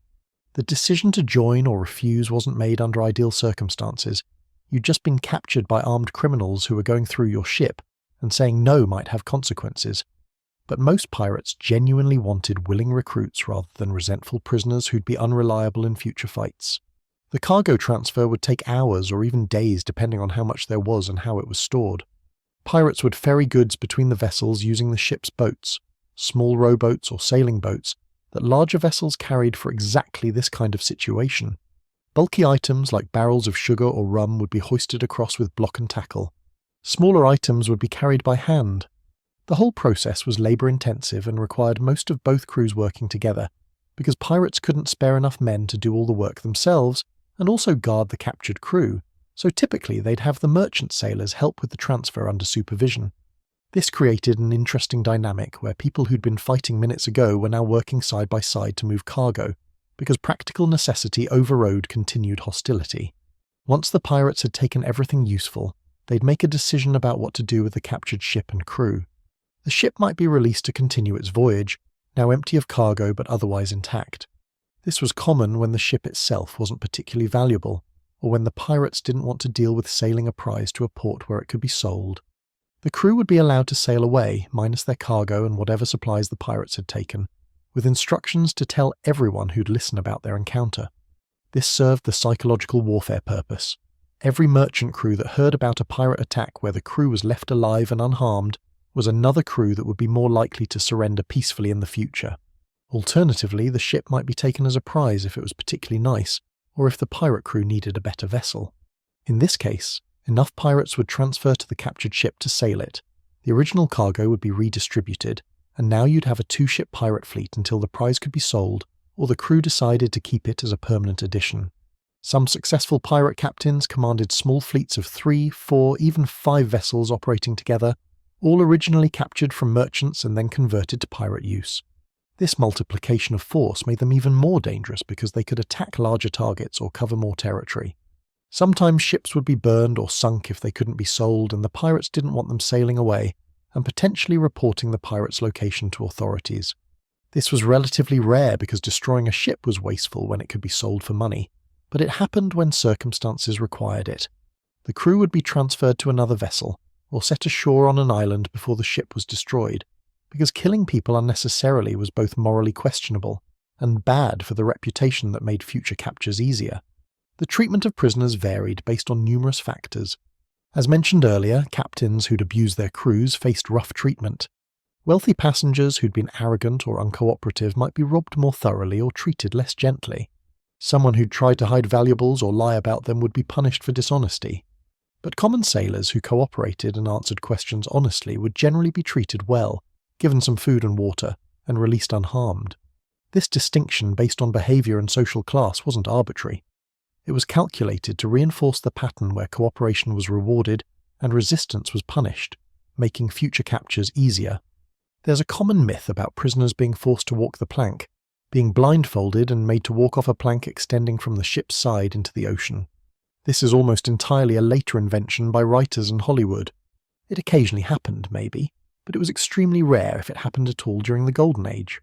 If pirates wanted to kill someone, they just kill them directly rather than staging an elaborate ceremony about it.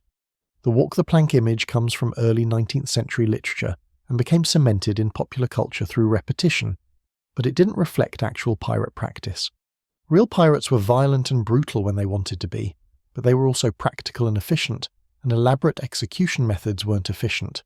After a successful capture, the pirate crew would either continue hunting for more prizes or would head to a safe port to sell their cargo, resupply, and enjoy their shares of the plunder. The decision depended on how much they'd already captured, how full their ship was with stolen goods, how much damage they'd taken in various encounters, and how long they'd been at sea. A crew that had captured several valuable prizes might head to port to secure their gains. A crew that had been unlucky or was running low on supplies might keep hunting. The democratic decision-making process would apply. The crew would vote on whether to continue or head to port, with input from the captain about tactical considerations, and from the quartermaster about the state of supplies. The whole cycle of hunting, capturing and selling would repeat throughout the sailing season. Pirates operated on a boom and bust cycle. When prizes were plentiful and captures were successful, they'd accumulate substantial wealth quickly. When hunting was poor or when naval patrols forced them to lay low, they might go weeks or months without a significant capture. This unpredictability was part of why pirates spent their money so quickly in port. You never knew when you'd get another payday, so the prudent move was to enjoy the current one while you could. This wasn't really prudence in the financial planning sense, but it made sense in the context of a profession where your life expectancy was measured in months or years rather than decades. The skills required for successful piracy were substantial and varied. Navigation expertise to find hunting grounds and avoid hazards. Sailing skills to catch faster ships and escape from warships. Combat skills for the occasions when boarding actions turned violent. Negotiation skills for dealing with prisoners and recruits. Leadership skills for managing a crew of armed criminals operating under democratic principles. Strategic thinking to choose targets wisely and avoid unnecessary risks. Psychological insight to know when to show mercy and when to show force. These weren't mindless thugs engaging in random violence. These were maritime professionals who'd chosen crime as a career and brought considerable expertise to their chosen profession. The element of deception was crucial to successful piracy. Flying false flags, pretending to be friendly merchant vessels, approaching targets under innocent pretenses, all of this was standard practice and considered legitimate tactics within the flexible moral framework of piracy. The only rule was that you had to show your true colours before actually firing on someone, which was a vestige of European naval honour codes that had somehow survived in the pirate context, despite being otherwise divorced from conventional morality. As long as you raised the Jolly Roger before the first shot, you were technically fighting honourably, even if everything else about the situation was deeply dishonourable by conventional standards. Some pirate crews got creative with their deception tactics. They'd fly distress signals to lure helpful ships close, then reveal their true nature and capture the would-be rescuers. They'd sail ships that looked like potential prizes to attract other pirates, then ambush them when they approached. They'd spread false information about their location and movements to confuse naval patrols. They'd bribe port officials to ignore their presence, or to provide information about merchant shipping schedules. The line between piracy and other forms of maritime crime got blurry at the edges, with piracy shading into privateering, smuggling, and various forms of corruption depending on circumstances and opportunity. The relationship between successful piracy and broader maritime systems was parasitic, but also somewhat symbiotic in odd ways. Pirates needed the legitimate merchant trade to exist because without it they'd have nothing to steal. Merchants needed insurance and convoys and naval protection because of pirates, which created employment and economic activity. Port cities in grey areas benefited from pirates spending their plunder on goods and services, providing economic stimulus even while officially condemning piracy. The whole system had a certain equilibrium where piracy was common enough to be a serious problem, but not so common that it completely destroyed maritime trade. When piracy became too successful and threatened to disrupt commerce altogether, as it did by the mid-1720s, the imperial powers would crack down hard to restore the balance. The art of the hunt during the Golden Age of Piracy was ultimately about psychology as much as seamanship. The goal was to make surrender seem inevitable, and resistance seem futile through a combination of reputation, intimidation, superior position, and credible threat of force. The Jolly Roger flying in the wind wasn't just a flag, it was a message, a negotiation, and a prediction of what would happen if the message wasn't heeded. The chase across the ocean wasn't just about catching a ship, it was about demonstrating superior skill and determination, while giving the target time to realize escape was impossible. The boarding action, when it happened, was designed to overwhelm and shock the defenders into submission before they could organize effective resistance. Modern military theory talks about achieving objectives with minimum force necessary, and pirates had figured this out centuries before it became formal doctrine. Every battle fought was a risk to the crew, damage to the ship, and consumption of ammunition that had to be replaced. The smart play was to make the enemy surrender without fighting by making surrender seem like the only rational choice. This required building and maintaining a reputation for overwhelming force when necessary, coupled with fair treatment for those who cooperated. It required theatrical displays of menace and danger during the approach and boarding. It required swift, decisive action when violence was unavoidable. And it required knowing when to show mercy and when to be brutal, because both were tools in the psychological toolkit that made piracy profitable. The pirates who mastered this art could capture dozens of ships with minimal casualties and minimal resistance. They'd sail into a region, take several prizes quickly, and disappear before naval forces could respond. Their flags would become symbols of fear and inevitability.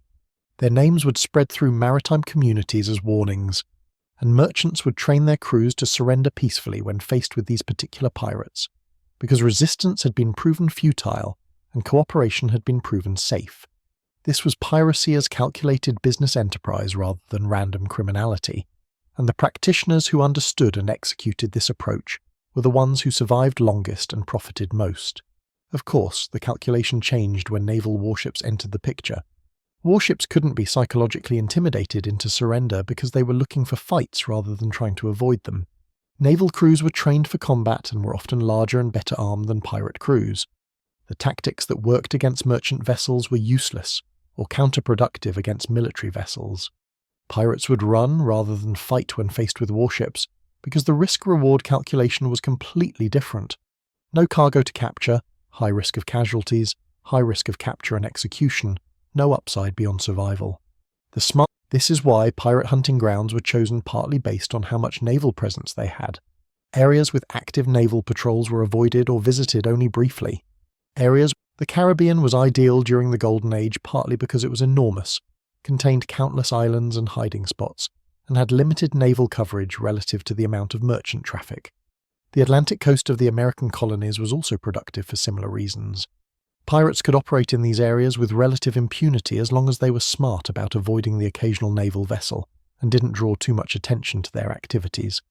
The entire system of pirate hunting, the navigation, the psychology, the tactics, the violence, and the careful calculation of risk versus reward, was a sophisticated operation that required skills, knowledge, and coordination that's easy to underestimate from 3 centuries' distance.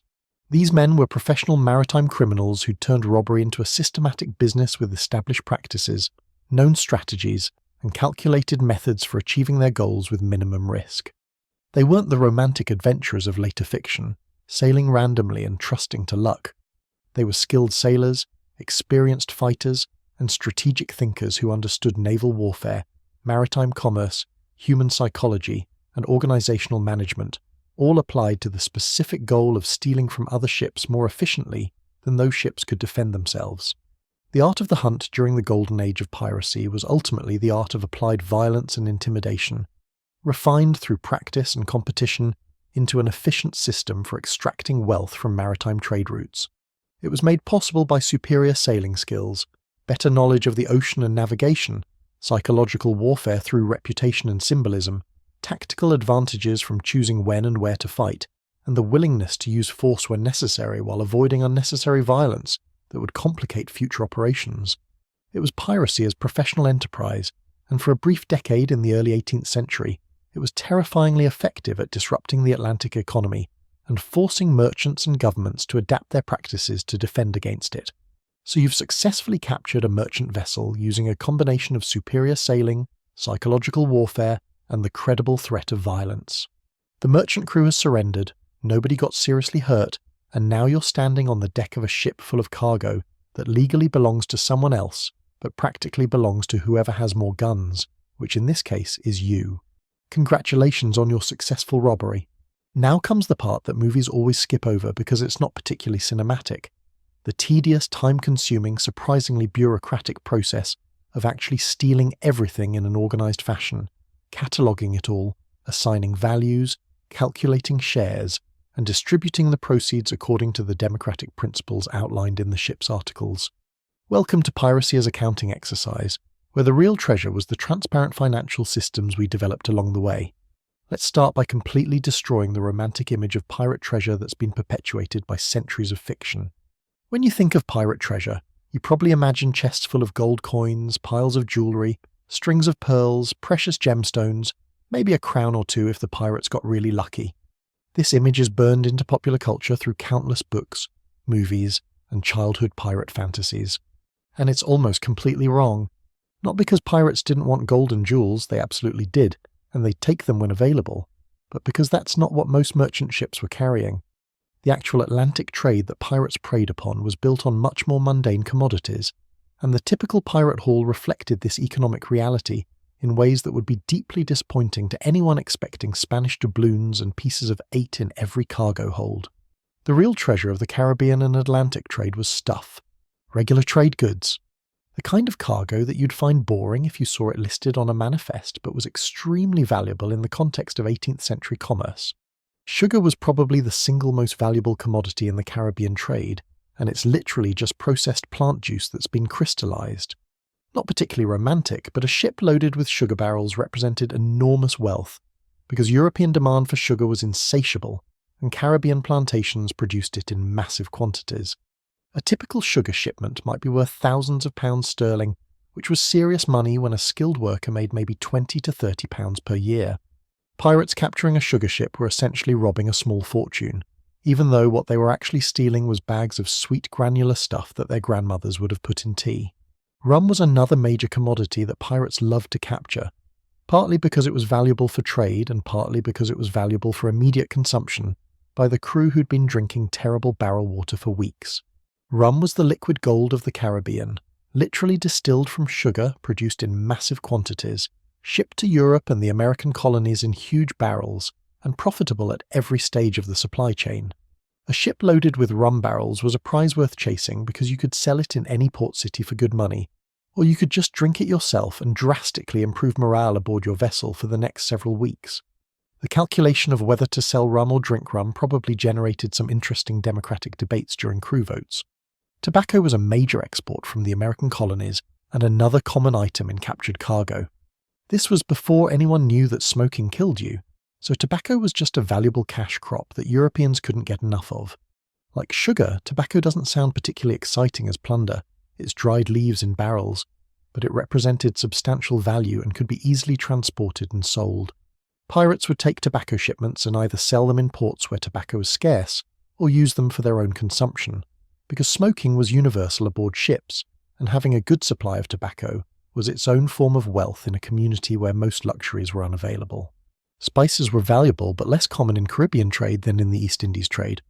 When pirates did capture spices, pepper, cinnamon, nutmeg, cloves, they'd hit the jackpot because spices had enormous value relative to their weight and volume. A small chest of quality spices could be worth as much as a large cargo of sugar, and spices were easy to store, transport, and sell. This was as close as most pirates got to the treasure chest scenario, except instead of gold coins, the chest was full of aromatic plant matter that happened to be worth its weight in gold because Europeans would pay absurd amounts of money to make their food taste less terrible. Cloth and textiles were major trade goods flowing from Europe to the colonies and Caribbean. Ships would carry bolts of fabric, finished clothing, linens, canvas, and various textile products that were manufactured in Europe and sold in the Americas where textile production was limited. This cargo was bulky and heavy but valuable, and pirates could use it themselves. Sails were made from canvas, clothes wore out constantly and needed replacement, and good fabric was always in demand. A ship carrying textiles was worth capturing, even though you were essentially stealing pre-industrial cloth, which doesn't sound like pirate treasure, but could be converted into money quickly in any port. Tools, equipment, and manufactured goods from Europe were valuable in the colonies where metalworking and manufacturing were limited. A cargo might include axes, saws, hammers, nails, rope, chains, household items, furniture, dishes, pots, pans, basically everything people needed to maintain civilization in the colonies but couldn't produce themselves efficiently. Pirates needed many of these items for their own ships, so they'd keep what was useful and sell the rest.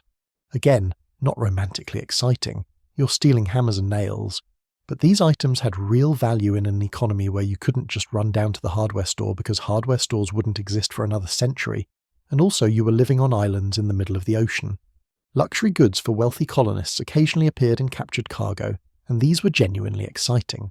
Fine furniture, silverware, fancy dishes, expensive clothes, books, musical instruments, artwork, jewellery, decorative items. These were the high-value, low-volume items that made plundering actually feel like the treasure hunt from pirate stories. A wealthy family's personal possessions being shipped to or from the colonies might include items worth hundreds of pounds, and these were easy to divide among the crew or sell to collectors who didn't ask too many questions about provenance. But these luxury captures were the exception rather than the rule. Most of the time you were stealing bulk commodities that required extensive effort to inventory, transport, and sell. Food supplies were always welcome plunder because pirates, like all sailors, needed to eat and the standard provisions were terrible. Capturing a ship with fresh food was cause for celebration. Capturing a ship with better quality preserved food, good cheese, quality salt meat, dried fruit, flour that wasn't mouldy, real coffee or tea, was almost as good as capturing gold because it meant weeks of better meals. Pirates would often take more food from a captured ship than seemed proportional to its value, because the immediate quality of life improvement was worth more than the theoretical market price. You can't eat gold coins, but you can eat cheese, and when you've been subsisting on hardtack and questionable salt pork, good cheese is treasure enough. Wine and luxury beverages were valuable both for personal consumption and for trade. European wines, French brandy, quality spirits, these were expensive and desirable, and they kept reasonably well aboard ship. A cargo of wine barrels might not sound like traditional pirate treasure, but it represented substantial value and could be enjoyed immediately or sold later. Some pirates developed reputations as connoisseurs of stolen wine, which is a deeply strange combination of criminal behavior and sophisticated taste, but accurately reflects the weird contradictions of pirate culture. Actual money was relatively rare in captured cargo, but when it appeared it was obviously welcome. Gold and silver coins, either Spanish pieces of 8 or various European currencies, would sometimes be aboard ships carrying payment for goods or representing profits being sent back to merchant houses. This was the closest pirates got to the treasure chest scenario from fiction, and it did happen.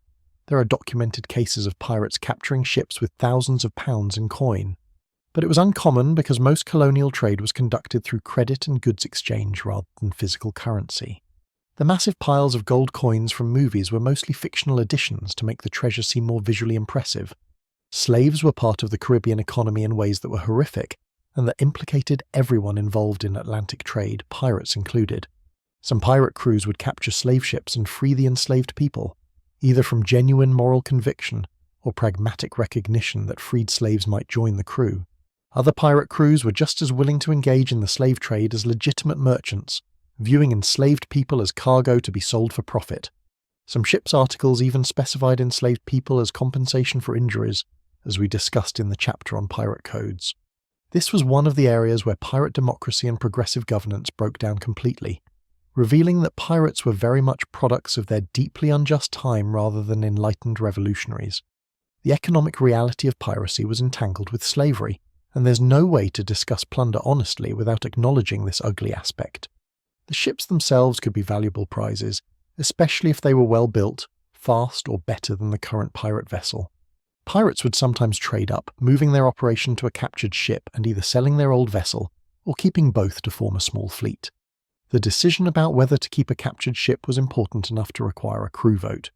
The ship might be kept, sold to a friendly port for money, stripped of useful equipment and then released, or occasionally burned if it couldn't be sold and might otherwise be used by authorities to track the pirates. Each option had advantages and disadvantages that the crew would debate democratically before deciding. Now here's where pirate economics gets interesting compared to legitimate maritime commerce, the complete transparency of the inventory and division process. In the merchant world, you'd load cargo, sail to a destination, sell the cargo, and the profits would flow to the ship's owners, with the crew receiving their promised wages if they were lucky, and getting cheated if they weren't. The crew had no say in how profits were calculated or distributed. The financial side of the operation was opaque and controlled entirely by people who weren't on the ship taking the risks. This system was designed to maximize owner profits and minimize crew compensation, which is why so many sailors were willing to become pirates when given the chance. Pirates did things differently out of necessity and democratic principle. When a prize was captured, the quartermaster would oversee a complete inventory of everything aboard. Everything. Every barrel of sugar, every bolt of cloth, every tool, every bit of food, every item of value down to the last button and nail. This inventory would be recorded, written down in a manifest that detailed what was captured, what condition it was in, and what it was worth approximately. This wasn't optional or cursory. This was a thorough accounting done in front of the crew, with multiple people verifying the counts, because the entire democratic system depended on everyone trusting that the inventory was honest and complete. The inventory process could take days for a large prize. You'd have teams of pirates going through the cargo hold, counting and recording everything. Other teams would be searching the cabins and personal quarters for valuables that passengers or crew might have hidden. The ship's papers would be examined to see what the manifest said was supposed to be aboard, and then that would be compared with what was actually found, with any discrepancies investigated because they might represent hidden valuables. The captured crew would be questioned about the cargo, what was supposed to be there, where valuable items might be hidden, whether there were any special circumstances about the shipment that would affect its value. This inventory process was public in the sense that any crew member could observe it and verify the counts. This transparency was essential to the democratic system. If the quartermaster and his inventory teams tried to hide valuable items or undercount the plunder, other crew members would know and would raise objections. The whole system only worked if everyone trusted that the accounting was honest, which meant the accounting had to actually be honest, and had to be visibly honest in a way that everyone could verify. This was remarkably sophisticated financial governance for a group of criminals operating on stolen ships in the early 18th century, and it stands in stark contrast to the deliberately opaque accounting practices of legitimate merchants who were supposedly the civilized ones in this scenario. After the inventory was complete, the next step was valuation. This was trickier than counting because you had to assign value to items that might not have an obvious price. How much is a barrel of sugar worth? Well, it depends on the quality, the current market prices in various ports, the costs of transporting and selling it, and whether you're planning to sell it soon or store it for later. The crew had to reach consensus on these valuations, typically guided by the quartermaster and any crew members with merchant experience who understood market prices. The valuations didn't have to be precise. Everyone understood there was uncertainty, but they had to be reasonable and accepted by the crew as fair estimates. Some items were easier to value than others. Coins had face value. Precious metals could be weighed and valued by weight. Commodities like sugar and rum had known market prices that could be used as baselines. Tools and equipment could be valued based on what they'd cost to buy new, adjusted for condition. Luxury goods were harder because their value depended heavily on finding buyers who wanted those specific items, but you could make reasonable estimates based on similar items' known prices. The goal wasn't perfect accuracy, it was rough fairness that everyone could accept as a reasonable basis for dividing the plunder. Once everything was inventoried and valued, the total value of the prize would be calculated. Let's say, for example purposes, that a captured merchant ship yielded cargo and goods worth £5,000 sterling. That's a hypothetical number, but within the range of what a moderately successful prize might bring. £5,000 in the early 18th century was serious money, maybe 200 times what a merchant sailor would earn in a year if they got paid at all. This was the pot that would be divided among the crew according to the shares system outlined in the ship's articles. The share distribution system varied slightly between crews, but the basic principles were consistent across most pirate vessels. Every crew member got at least one full share. Officers and specialists got additional shares or fractional shares based on their positions and responsibilities. The captain might get 1.5 or 2 shares. The quartermaster, boatswain, carpenter, gunner and sailing master might each get 1.25 shares. The surgeon, if there was one, might get 1.25 shares. Everyone else, the common pirates who made up the bulk of the crew, would get 1 share each. This was radically egalitarian compared to legitimate merchant shipping, where officers might make 10 or 20 times what common sailors made, and the ship's owners who never left land would take the lion's share of profits. Let's continue with our hypothetical £5,000 prize and a crew of 80 men with a typical share distribution. If the captain gets 2 shares, 4 officers get 1.25 shares each, and 74 common crew members get 1 share each. The total is 2 plus 5 plus 74 equals 81 shares. Each full share would be worth 5,000 divided by 81, which is roughly £62. Each common crew member would get £62, which is more than 2 years' wages for a merchant sailor, earned from a single capture that might have taken a few hours of work. The captain would get £124, which is double the common share but nowhere near the massive wealth disparity you'd see in legitimate commerce. The officers would get £77 each, a modest premium over the common share. This calculation would be done publicly, with the quartermaster showing his work so everyone could verify the mathematics. Then the actual division would happen, which could take several forms depending on what had been captured. If the prize included actual coins or precious metals, those could be divided directly. Each person would receive their share in physical currency.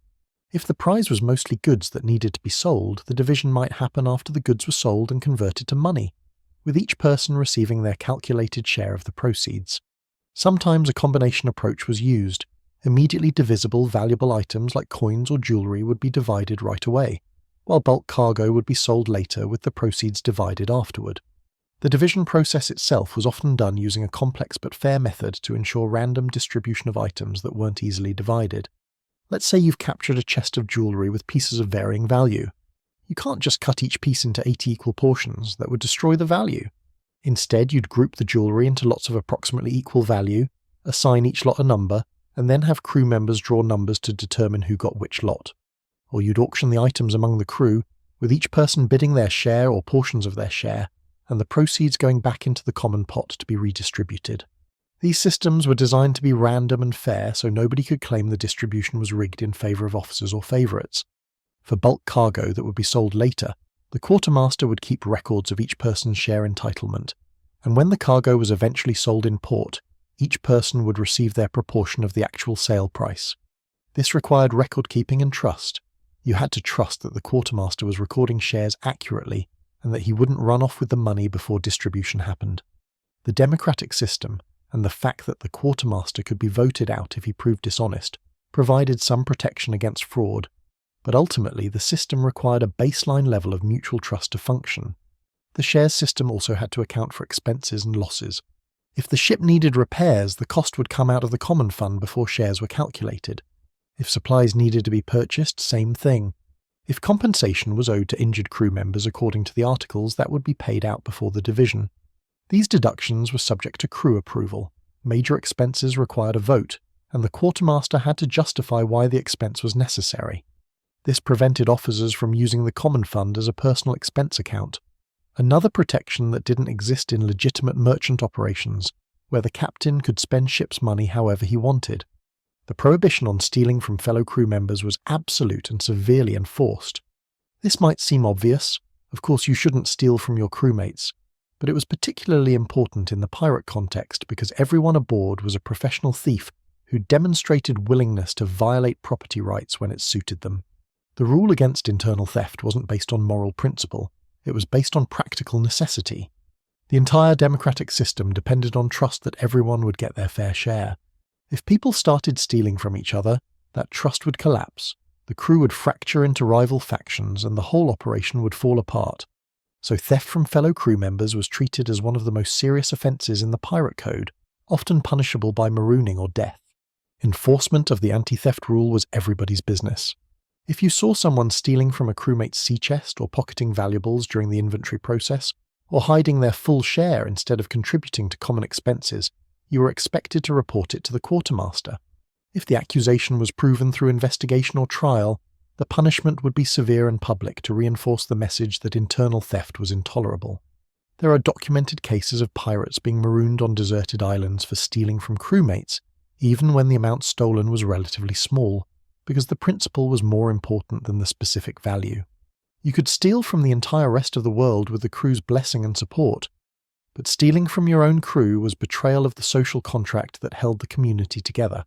The economic reality of piracy was that it was boom and bust in extreme forms. A successful capture could net each crew member several years' worth of legitimate wages in a single day.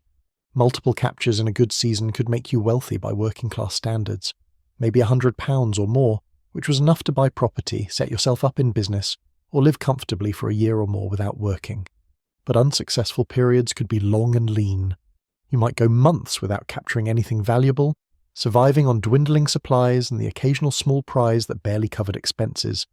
The democratic system meant expenses were shared equally, but it also meant the risk was shared equally.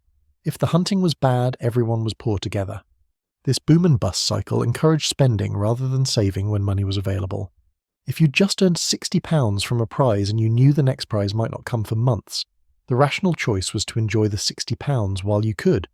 Also, you were an outlaw with a high probability of dying violently or hanging in the near future, which didn't encourage long-term financial planning. So pirates would get to port after successful captures and spend money wildly on food, drink, women, gambling, and whatever other pleasures were available until the money was gone, and then they'd sail out to capture more. This pattern seemed reckless from a modern financial planning perspective, but it made perfect sense in the context of an uncertain, dangerous life with no legitimate retirement options. The spending pattern also had economic impacts on port cities that tolerated pirate presence. A pirate crew flush with plunder could inject substantial money into a local economy very quickly. Taverns, brothels, shops, and legitimate merchants all benefited from pirates spending their shares on goods and services. Some port cities developed economies that were partially dependent on pirate spending, which created interesting political situations where local authorities officially condemned piracy, while unofficially tolerating it, because the economic benefits were too valuable to refuse. This was particularly true in colonial outposts where legitimate economic opportunities were limited, and pirate money was as good as any other money, regardless of how it was obtained. The conversion of stolen goods into money happened through various channels that existed in grey areas of legality. Some merchants would buy plundered goods directly from pirates, asking no questions about where the goods came from, and offering below-market prices in exchange for their discretion. Some port officials could be bribed to ignore obviously suspicious cargo being sold by obviously suspicious people. Some pirate havens had open markets where stolen goods were bought and sold freely, because the whole town's economy was built on piracy and everyone knew it. The effectiveness of these channels varied by location and time. Some places were reliably friendly to pirates, while others would alternate between tolerance and crackdowns, depending on political pressure from colonial governors or naval authorities. The most valuable plunder from a pirate's perspective was whatever could be converted to money most easily. Gold and silver coins required no conversion. They were already money. Precious metals and jewellery could be sold to jewellers or metal workers. Spices and luxury goods could be sold to merchants willing to overlook provenance questions. Bulk commodities like sugar and rum required more effort to sell, but had reliable markets where someone would buy them if the price was right. The worst plunder was valuable items that were difficult to sell without attracting attention, like obviously stolen luxury furniture that could be recognised by its original owner, or items that were valuable only in specific markets that pirates couldn't safely access. The quartermaster's job in managing plunder sales was complex and important. He had to find buyers who'd pay reasonable prices without tipping off authorities. He had to negotiate sales that benefited the whole crew rather than just getting rid of goods quickly. He had to keep accurate records of what was sold for how much so shares could be calculated correctly. He had to deal with crew members who disagreed with his pricing decisions or sales timing. And he had to do all of this while operating in an economy where the merchandise was stolen and everyone knew it, which limited negotiating leverage. A skilled quartermaster who could manage plunder sales effectively was worth his premium share because he directly affected how much money everyone received. The relationship between pirates and legitimate merchants who bought stolen goods was symbiotic and hypocritical in ways that both parties understood but didn't discuss openly. The merchants got goods at below market prices, which they could resell for significant profit. The pirates got cash for goods they'd stolen and couldn't sell through legitimate channels. Both parties benefited from the transaction, even though one party was definitely buying stolen property and the other party was definitely selling it. The fact that this system functioned relatively smoothly suggests that the line between legitimate and criminal commerce was much blurrier than official laws suggested. Many respectable merchants were perfectly willing to profit from piracy, as long as they weren't the ones being pirated, which was a common attitude throughout the Atlantic economy. Insurance complicated the economics of piracy in interesting ways.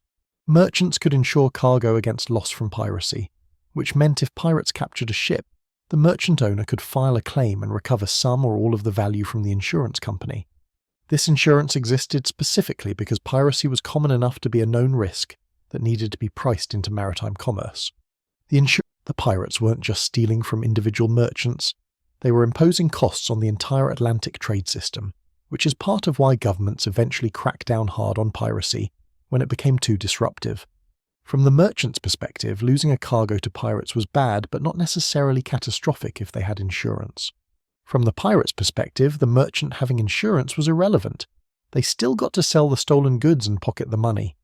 The insurance system essentially spread the cost of piracy across all maritime commerce, which was more efficient than having individual merchants bear the full cost of losses, but it also meant that everyone involved in Atlantic trade was subsidizing piracy, whether they realized it or not. This is one reason why piracy was tolerated at relatively low levels.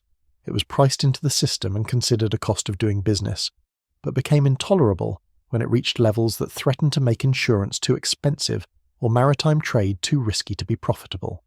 The transparent economics of pirate share distribution was one of the genuinely progressive aspects of pirate governance. In an era when most workers had no idea how profits were calculated or how much their labor was actually worth, pirates had complete visibility into the value of what they'd captured and exactly how much of it they'd receive. This transparency prevented the kind of wage theft and exploitation that was endemic in legitimate merchant shipping. There was no mysterious accounting that somehow left the owners rich and the workers poor. There was no complex financial structure that obscured where the money went. There was just straightforward arithmetic. This is what we captured. This is what it's worth. This is how many shares exist. Divide one by the other. That's what everyone gets. Simple, honest, and verifiable by anyone who could count. This transparency also meant that disputes about share distribution could be resolved definitively rather than festering as grievances. If someone thought they'd been cheated out of their fair share, they could point to the inventory records and the share calculations and demonstrate the error or prove that their suspicion was wrong. If the quartermaster was caught manipulating the distribution, the evidence would be clear and the crew could vote him out and potentially punish him according to the articles. The system had built-in accountability that protected everyone's interests, which was revolutionary for the time and would remain revolutionary for more than a century afterward, until labor movements started demanding similar transparency and fairness in legitimate industries. The prohibition on internal theft extended beyond just physical items to include intangible theft like lying about shares, hiding the existence of valuable plunder, or manipulating the accounting to shortchange crew members. These were all forms of theft that violated the trust necessary for the democratic system to function. Pirates had a keen sense of fairness regarding plunder distribution. You could argue about the valuation of specific items or the appropriate number of shares for different positions, but you couldn't lie or cheat about the basics. The inventory had to be honest, the accounting had to be honest, and the distribution had to match what was promised in the articles. Violating these principles was attacking the foundation of the pirate community, and the response was accordingly severe. Some items from captured ships couldn't easily be converted to money and were instead kept for crew use. Weapons, ammunition, naval stores, food supplies, medicine, navigation equipment. These all had value but were more valuable as equipment than as items to sell. The crew would vote on whether to keep items for collective use or to sell them and divide the money. A captured ship with an excellent medical chest might vote to keep the chest and add it to their medical supplies rather than selling it, even though selling it would generate immediate cash, because having better medical supplies benefited everyone more than having slightly more money. These decisions required weighing immediate benefits against long-term utility, and different crews would make different choices based on their current needs and priorities. The economic calculation behind piracy was ultimately about risk versus reward in a context where legitimate alternatives were terrible. Yes, you could hang if you were caught. Yes, you could die in combat or from disease. Yes, the income was unpredictable and the lifestyle was brutal. But the potential rewards, democratic governance, fair share of profits, substantial income from successful captures, and the respect that came from being an equal member of a community rather than an exploited labourer, made it attractive enough that thousands of men chose piracy over the legitimate alternatives available to them. The transparent economics and fair distribution system were central to this calculation. Men were willing to risk hanging for a chance at fair treatment and adequate compensation, which says something damning about the legitimate world's treatment of working people. The economic model of piracy was also remarkably efficient in some ways. There was no complex corporate structure extracting profits at multiple levels. There were no distant owners taking the majority of the value while contributing none of the labour. There were no brokers and middlemen and agents each taking their cuts. The people who did the work of finding, chasing, capturing and stealing received essentially all of the value of what they stole, minus only the small premium for officers who had additional responsibilities. This was direct extraction of wealth from maritime commerce with minimal overhead and maximum return to the actual workers, which from a purely economic efficiency standpoint was quite elegant, even if it was completely illegal and morally dubious. The comparison to legitimate maritime commerce is instructive. A merchant sailor might work for a year, risking death from disease and accident and terrible conditions, to earn maybe £15 to £20 if he actually got paid. A pirate might work for a few days capturing a single valuable prize and earn £50 or £100 from his share, or might work for months without capturing anything valuable and earn nothing. The average income was probably similar over time, but the pirate had voting rights, fair treatment, democratic governance, and the respect of being an equal partner in the enterprise. From a quality of life standpoint, even setting aside the income comparison, piracy offered a better deal for many men despite the legal risks and the violence. The psychological impact of fair economic treatment shouldn't be underestimated either. Being part of a transparent democratic economic system where you got your fair share and had input into decisions about how resources were allocated, this was empowering in ways that went beyond just the money. It validated your worth as a person and as a contributor to the collective enterprise. It gave you agency and voice in a world where most working people had neither. The economics of piracy weren't just about getting money. They were about being treated as a full human being with rights and dignity, which was a radical concept for the 18th century working class and one of the reasons the pirate system was so attractive despite its obvious drawbacks. The whole pirate, they did this not because they were visionaries with progressive political theories, but because they were practical people who needed their community to function, and who'd experienced enough exploitation under traditional systems to know what didn't work. The solutions they developed were born from necessity and refined through experience, and they worked well enough to sustain organised piracy as a viable alternative to legitimate maritime labour for a decade or more. The irony is that outlaws created more fair and just economic systems than the legitimate merchants and governments they were stealing from. The people who were officially criminals and threats to civilization had figured out how to treat workers fairly and distribute wealth equitably, while the supposedly civilized merchants and officials maintained systems of exploitation that were legal but deeply unjust. This inversion of moral clarity is one of the reasons pirate history remains fascinating. It reveals that legality and justice aren't the same thing, that official structures of commerce and government can be more harmful than criminal alternatives, and that ordinary people with criminal records might have better ideas about fair governance than the educated elites running legitimate institutions. The plunder and division system was the economic engine that made piracy work as a social system. Without fair distribution, there would be no reason to accept pirate discipline and democratic rule. You could just take what you wanted and leave. Without transparent accounting, there would be no trust, and without trust, the democratic governance would collapse into competing factions and violence. The economic system and the political system were intertwined, each reinforcing the other, creating a functional community that could operate effectively despite being composed of criminals living outside legal society. The treasure they divided wasn't the romantic gold and jewels of fiction, but the actual distribution system they used was more valuable than gold, because it created a community where people could live and work with dignity and fairness, at least among themselves if not toward their victims. That's the real story of plunder and division during the Golden Age of Piracy. Not about treasure chests full of doubloons, but about democratic economics, transparent accounting, fair distribution of resources, and the radical idea that the people who did the work should receive the value they created. It was imperfect, limited in scope, built on theft and violence, and operated within the moral blind spots of the 18th century, including participation in slavery. But within those limitations, it was a genuinely innovative economic system that treated working people more fairly than anything the legitimate world was offering, and that's why men risked their lives to be part of it.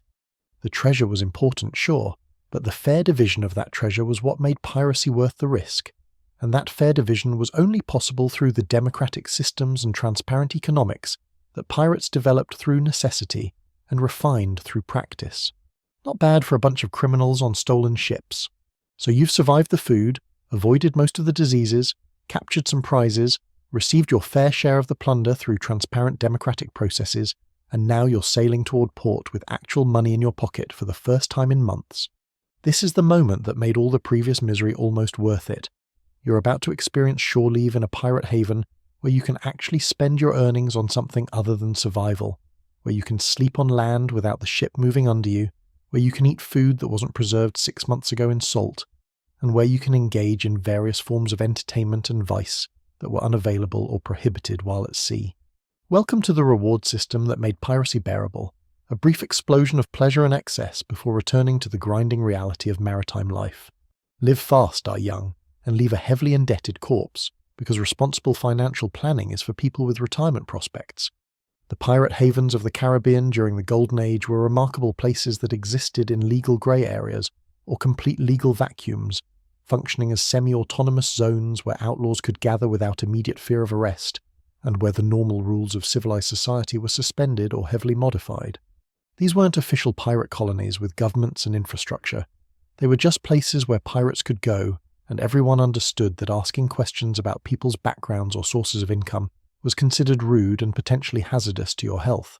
The most famous of these havens was Nassau on New Providence Island in the Bahamas, which between approximately 1715 and 1718 functioned as an unofficial pirate republic that was essentially independent from any legitimate government authority. Nassau's transformation into a pirate haven wasn't planned or intentional. It just sort of happened through a combination of geography, economics, and political neglect. The island had been a legitimate British colony, but a Spanish raid in 1703 had destroyed the settlement and driven out most of the colonists. The British government, being typically slow to respond to colonial problems that weren't immediately profitable, didn't bother rebuilding or defending the settlement. This left Nassau as an abandoned port with good harbour facilities, strategic location near major shipping routes, and no effective government presence.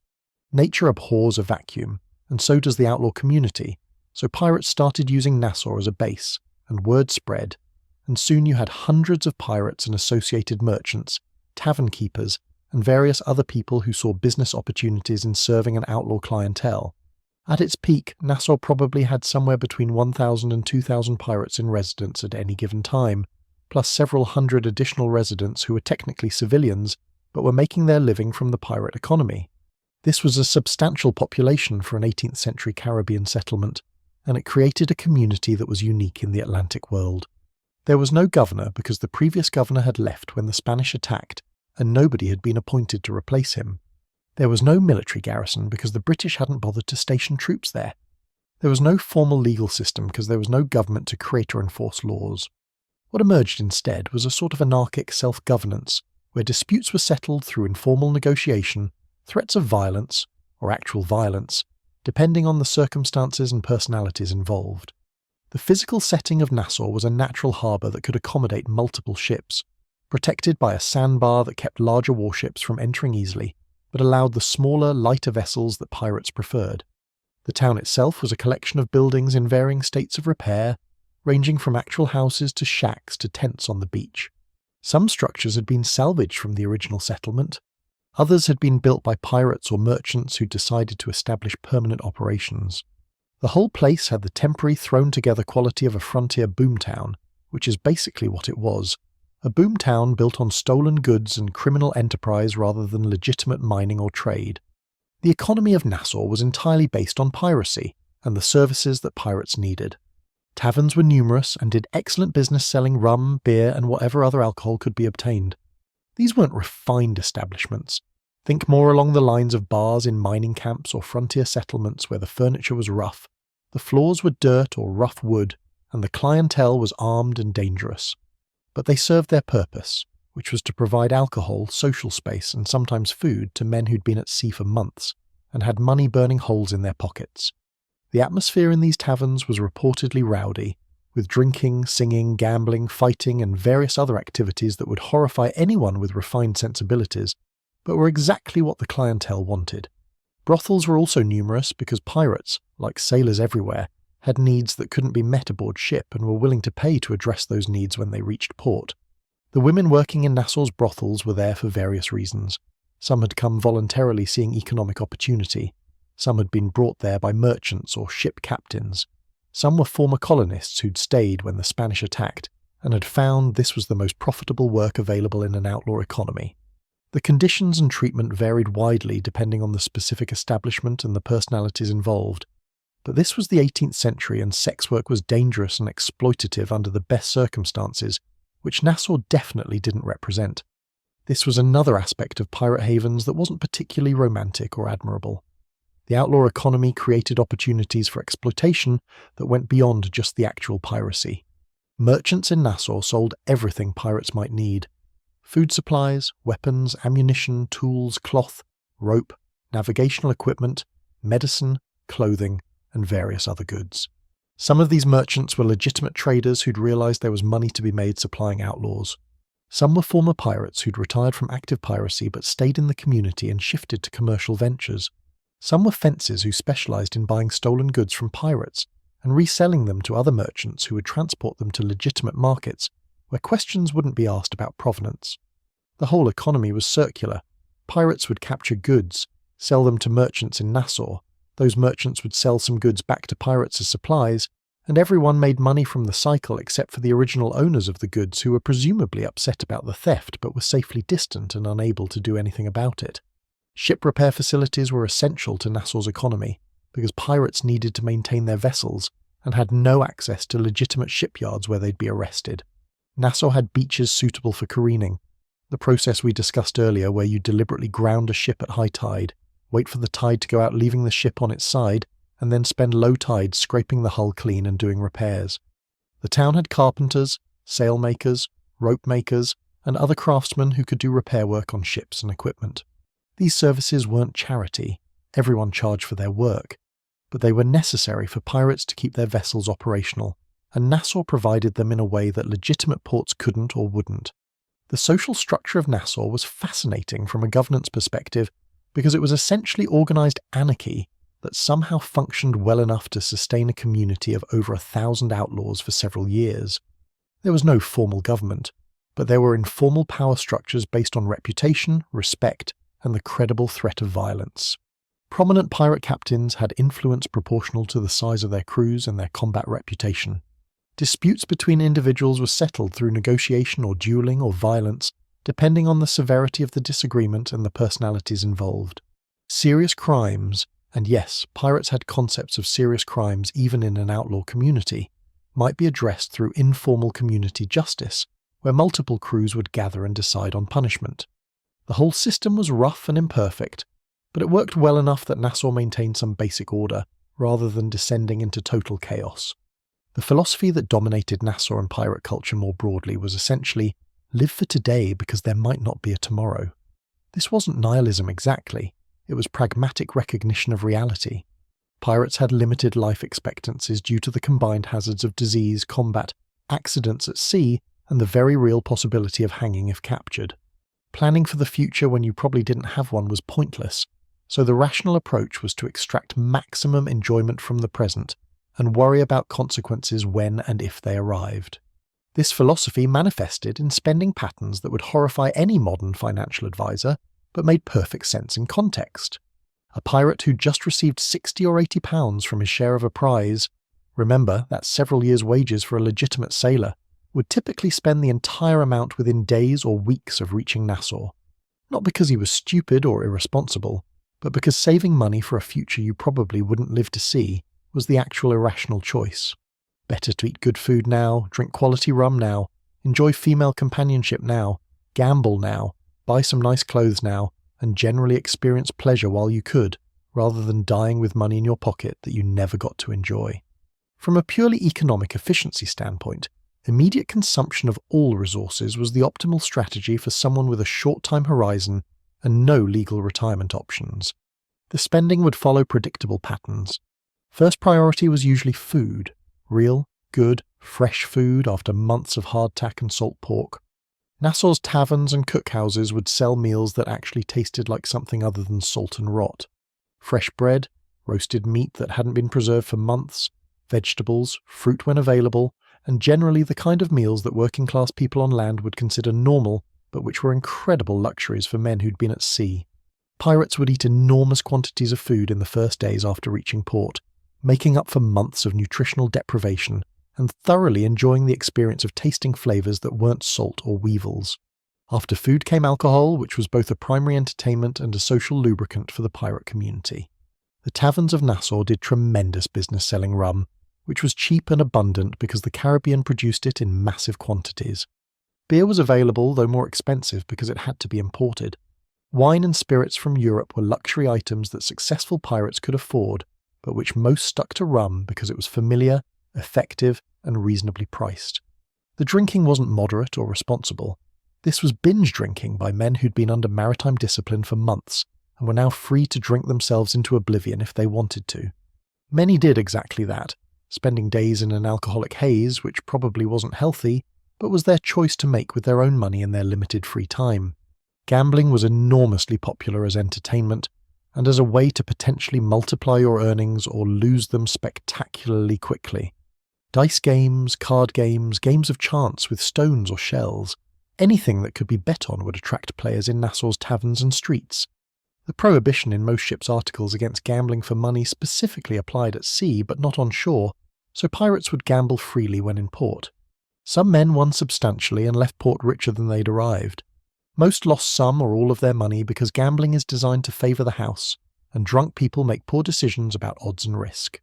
The combination of alcohol, money and gambling created situations where fortunes were won and lost in single nights, which added to the general atmosphere of chaos and excess that characterised Nassau during its pirate heyday. Prostitution consumed a substantial portion of pirate spending in Nassau. This was straightforward economic exchange. Men who'd been at sea for months without female companionship had both desire and money, and women in Nassau provided services in exchange for payment.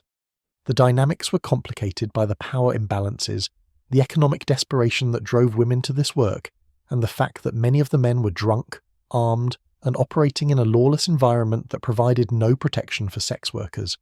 This wasn't the romanticised version of pirate life. This was the ugly reality of how economies built on theft and violence treated the people at the bottom of the power structure. Some pirates had regular relationships with particular women that approximated partnerships. Others just engaged in transactional encounters. All of it happened in a context where women had limited power and options. Shopping for goods was another major category of pirate spending. After months wearing the same clothes that were rotting from salt water and sweat, buying new clothes was a priority. Nassau's merchants sold everything from practical working clothes to fancier garments for pirates who wanted to show off their success. Weapons were popular purchases, a new cutlass, quality pistols, powder and shot. Personal items that had been lost or broken at sea would be replaced. Some pirates would buy gifts to send back to families they'd left behind in their previous legitimate lives. Others would buy luxury items, jewellery, watches, fine hats, quality boots, that served no practical purpose but demonstrated wealth and success in the status-conscious pirate community. The duration of shore leave varied depending on individual finances and crew schedules. A pirate with a modest share might only have a few days before he was broke and needed to sail out for more prizes. Most chose the latter, because as terrible as life at sea was, at least it provided food, shelter, and the possibility of future income, which life as a broke ex-pirate in Nassau didn't. The pattern of spending everything and then returning to sea created a boom and bust cycle for individual pirates that matched the broader economic cycle of piracy itself. You'd be wealthy for a brief period, then poor for an extended period while hunting for prizes, then wealthy again when a capture succeeded, then poor again as you spent it in port. This cycle was exhausting and prevented any accumulation of long-term wealth, but it was also the only life available to men who'd chosen piracy. The few pirates who managed to retire with their earnings intact were exceptional. Most either died before they could retire, were captured and hanged, or spent everything they earned and ended up poor despite years of successful piracy. Now, life at sea between these port visits was grim enough that entertainment aboard ship became crucial for maintaining morale and sanity. When you're living in a crowded wooden box with 80 other men, eating terrible food, working exhausting watches, and facing the constant threats of disease, storm, and combat, you need something to break up the monotony and provide mental escape from your circumstances. Pirates, like all sailors of the era, developed various forms of entertainment that could be practiced aboard ship with no equipment or resources beyond what was already available. These entertainments weren't sophisticated or elaborate. They were simple activities that made the endless, boring hours of sea life slightly more bearable. Music was probably the most important form of shipboard entertainment. Someone who could play an instrument, fiddle, fife, drum, accordion, any portable instrument, was providing a genuine service to crew morale. Music could be playing in the background during off-watch periods, giving people something to listen to besides the constant creaking of the ship and the sound of the wind.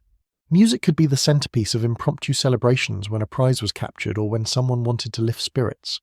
Dancing was a common activity aboard ship when weather permitted. Not formal ballroom dancing, but the folk dances and jigs that working-class people did for entertainment. Men would dance together because women weren't aboard, and nobody thought this was particularly odd or worthy of comment. It was just entertainment, a way to get physical activity that wasn't work and a break from the routine.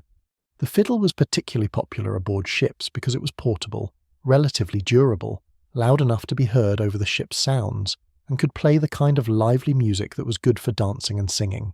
A skilled fiddler could entertain a whole crew for hours, playing familiar songs that everyone knew and improvising variations to keep things interesting. Fiddlers sometimes received special treatment or extra shares in Recco.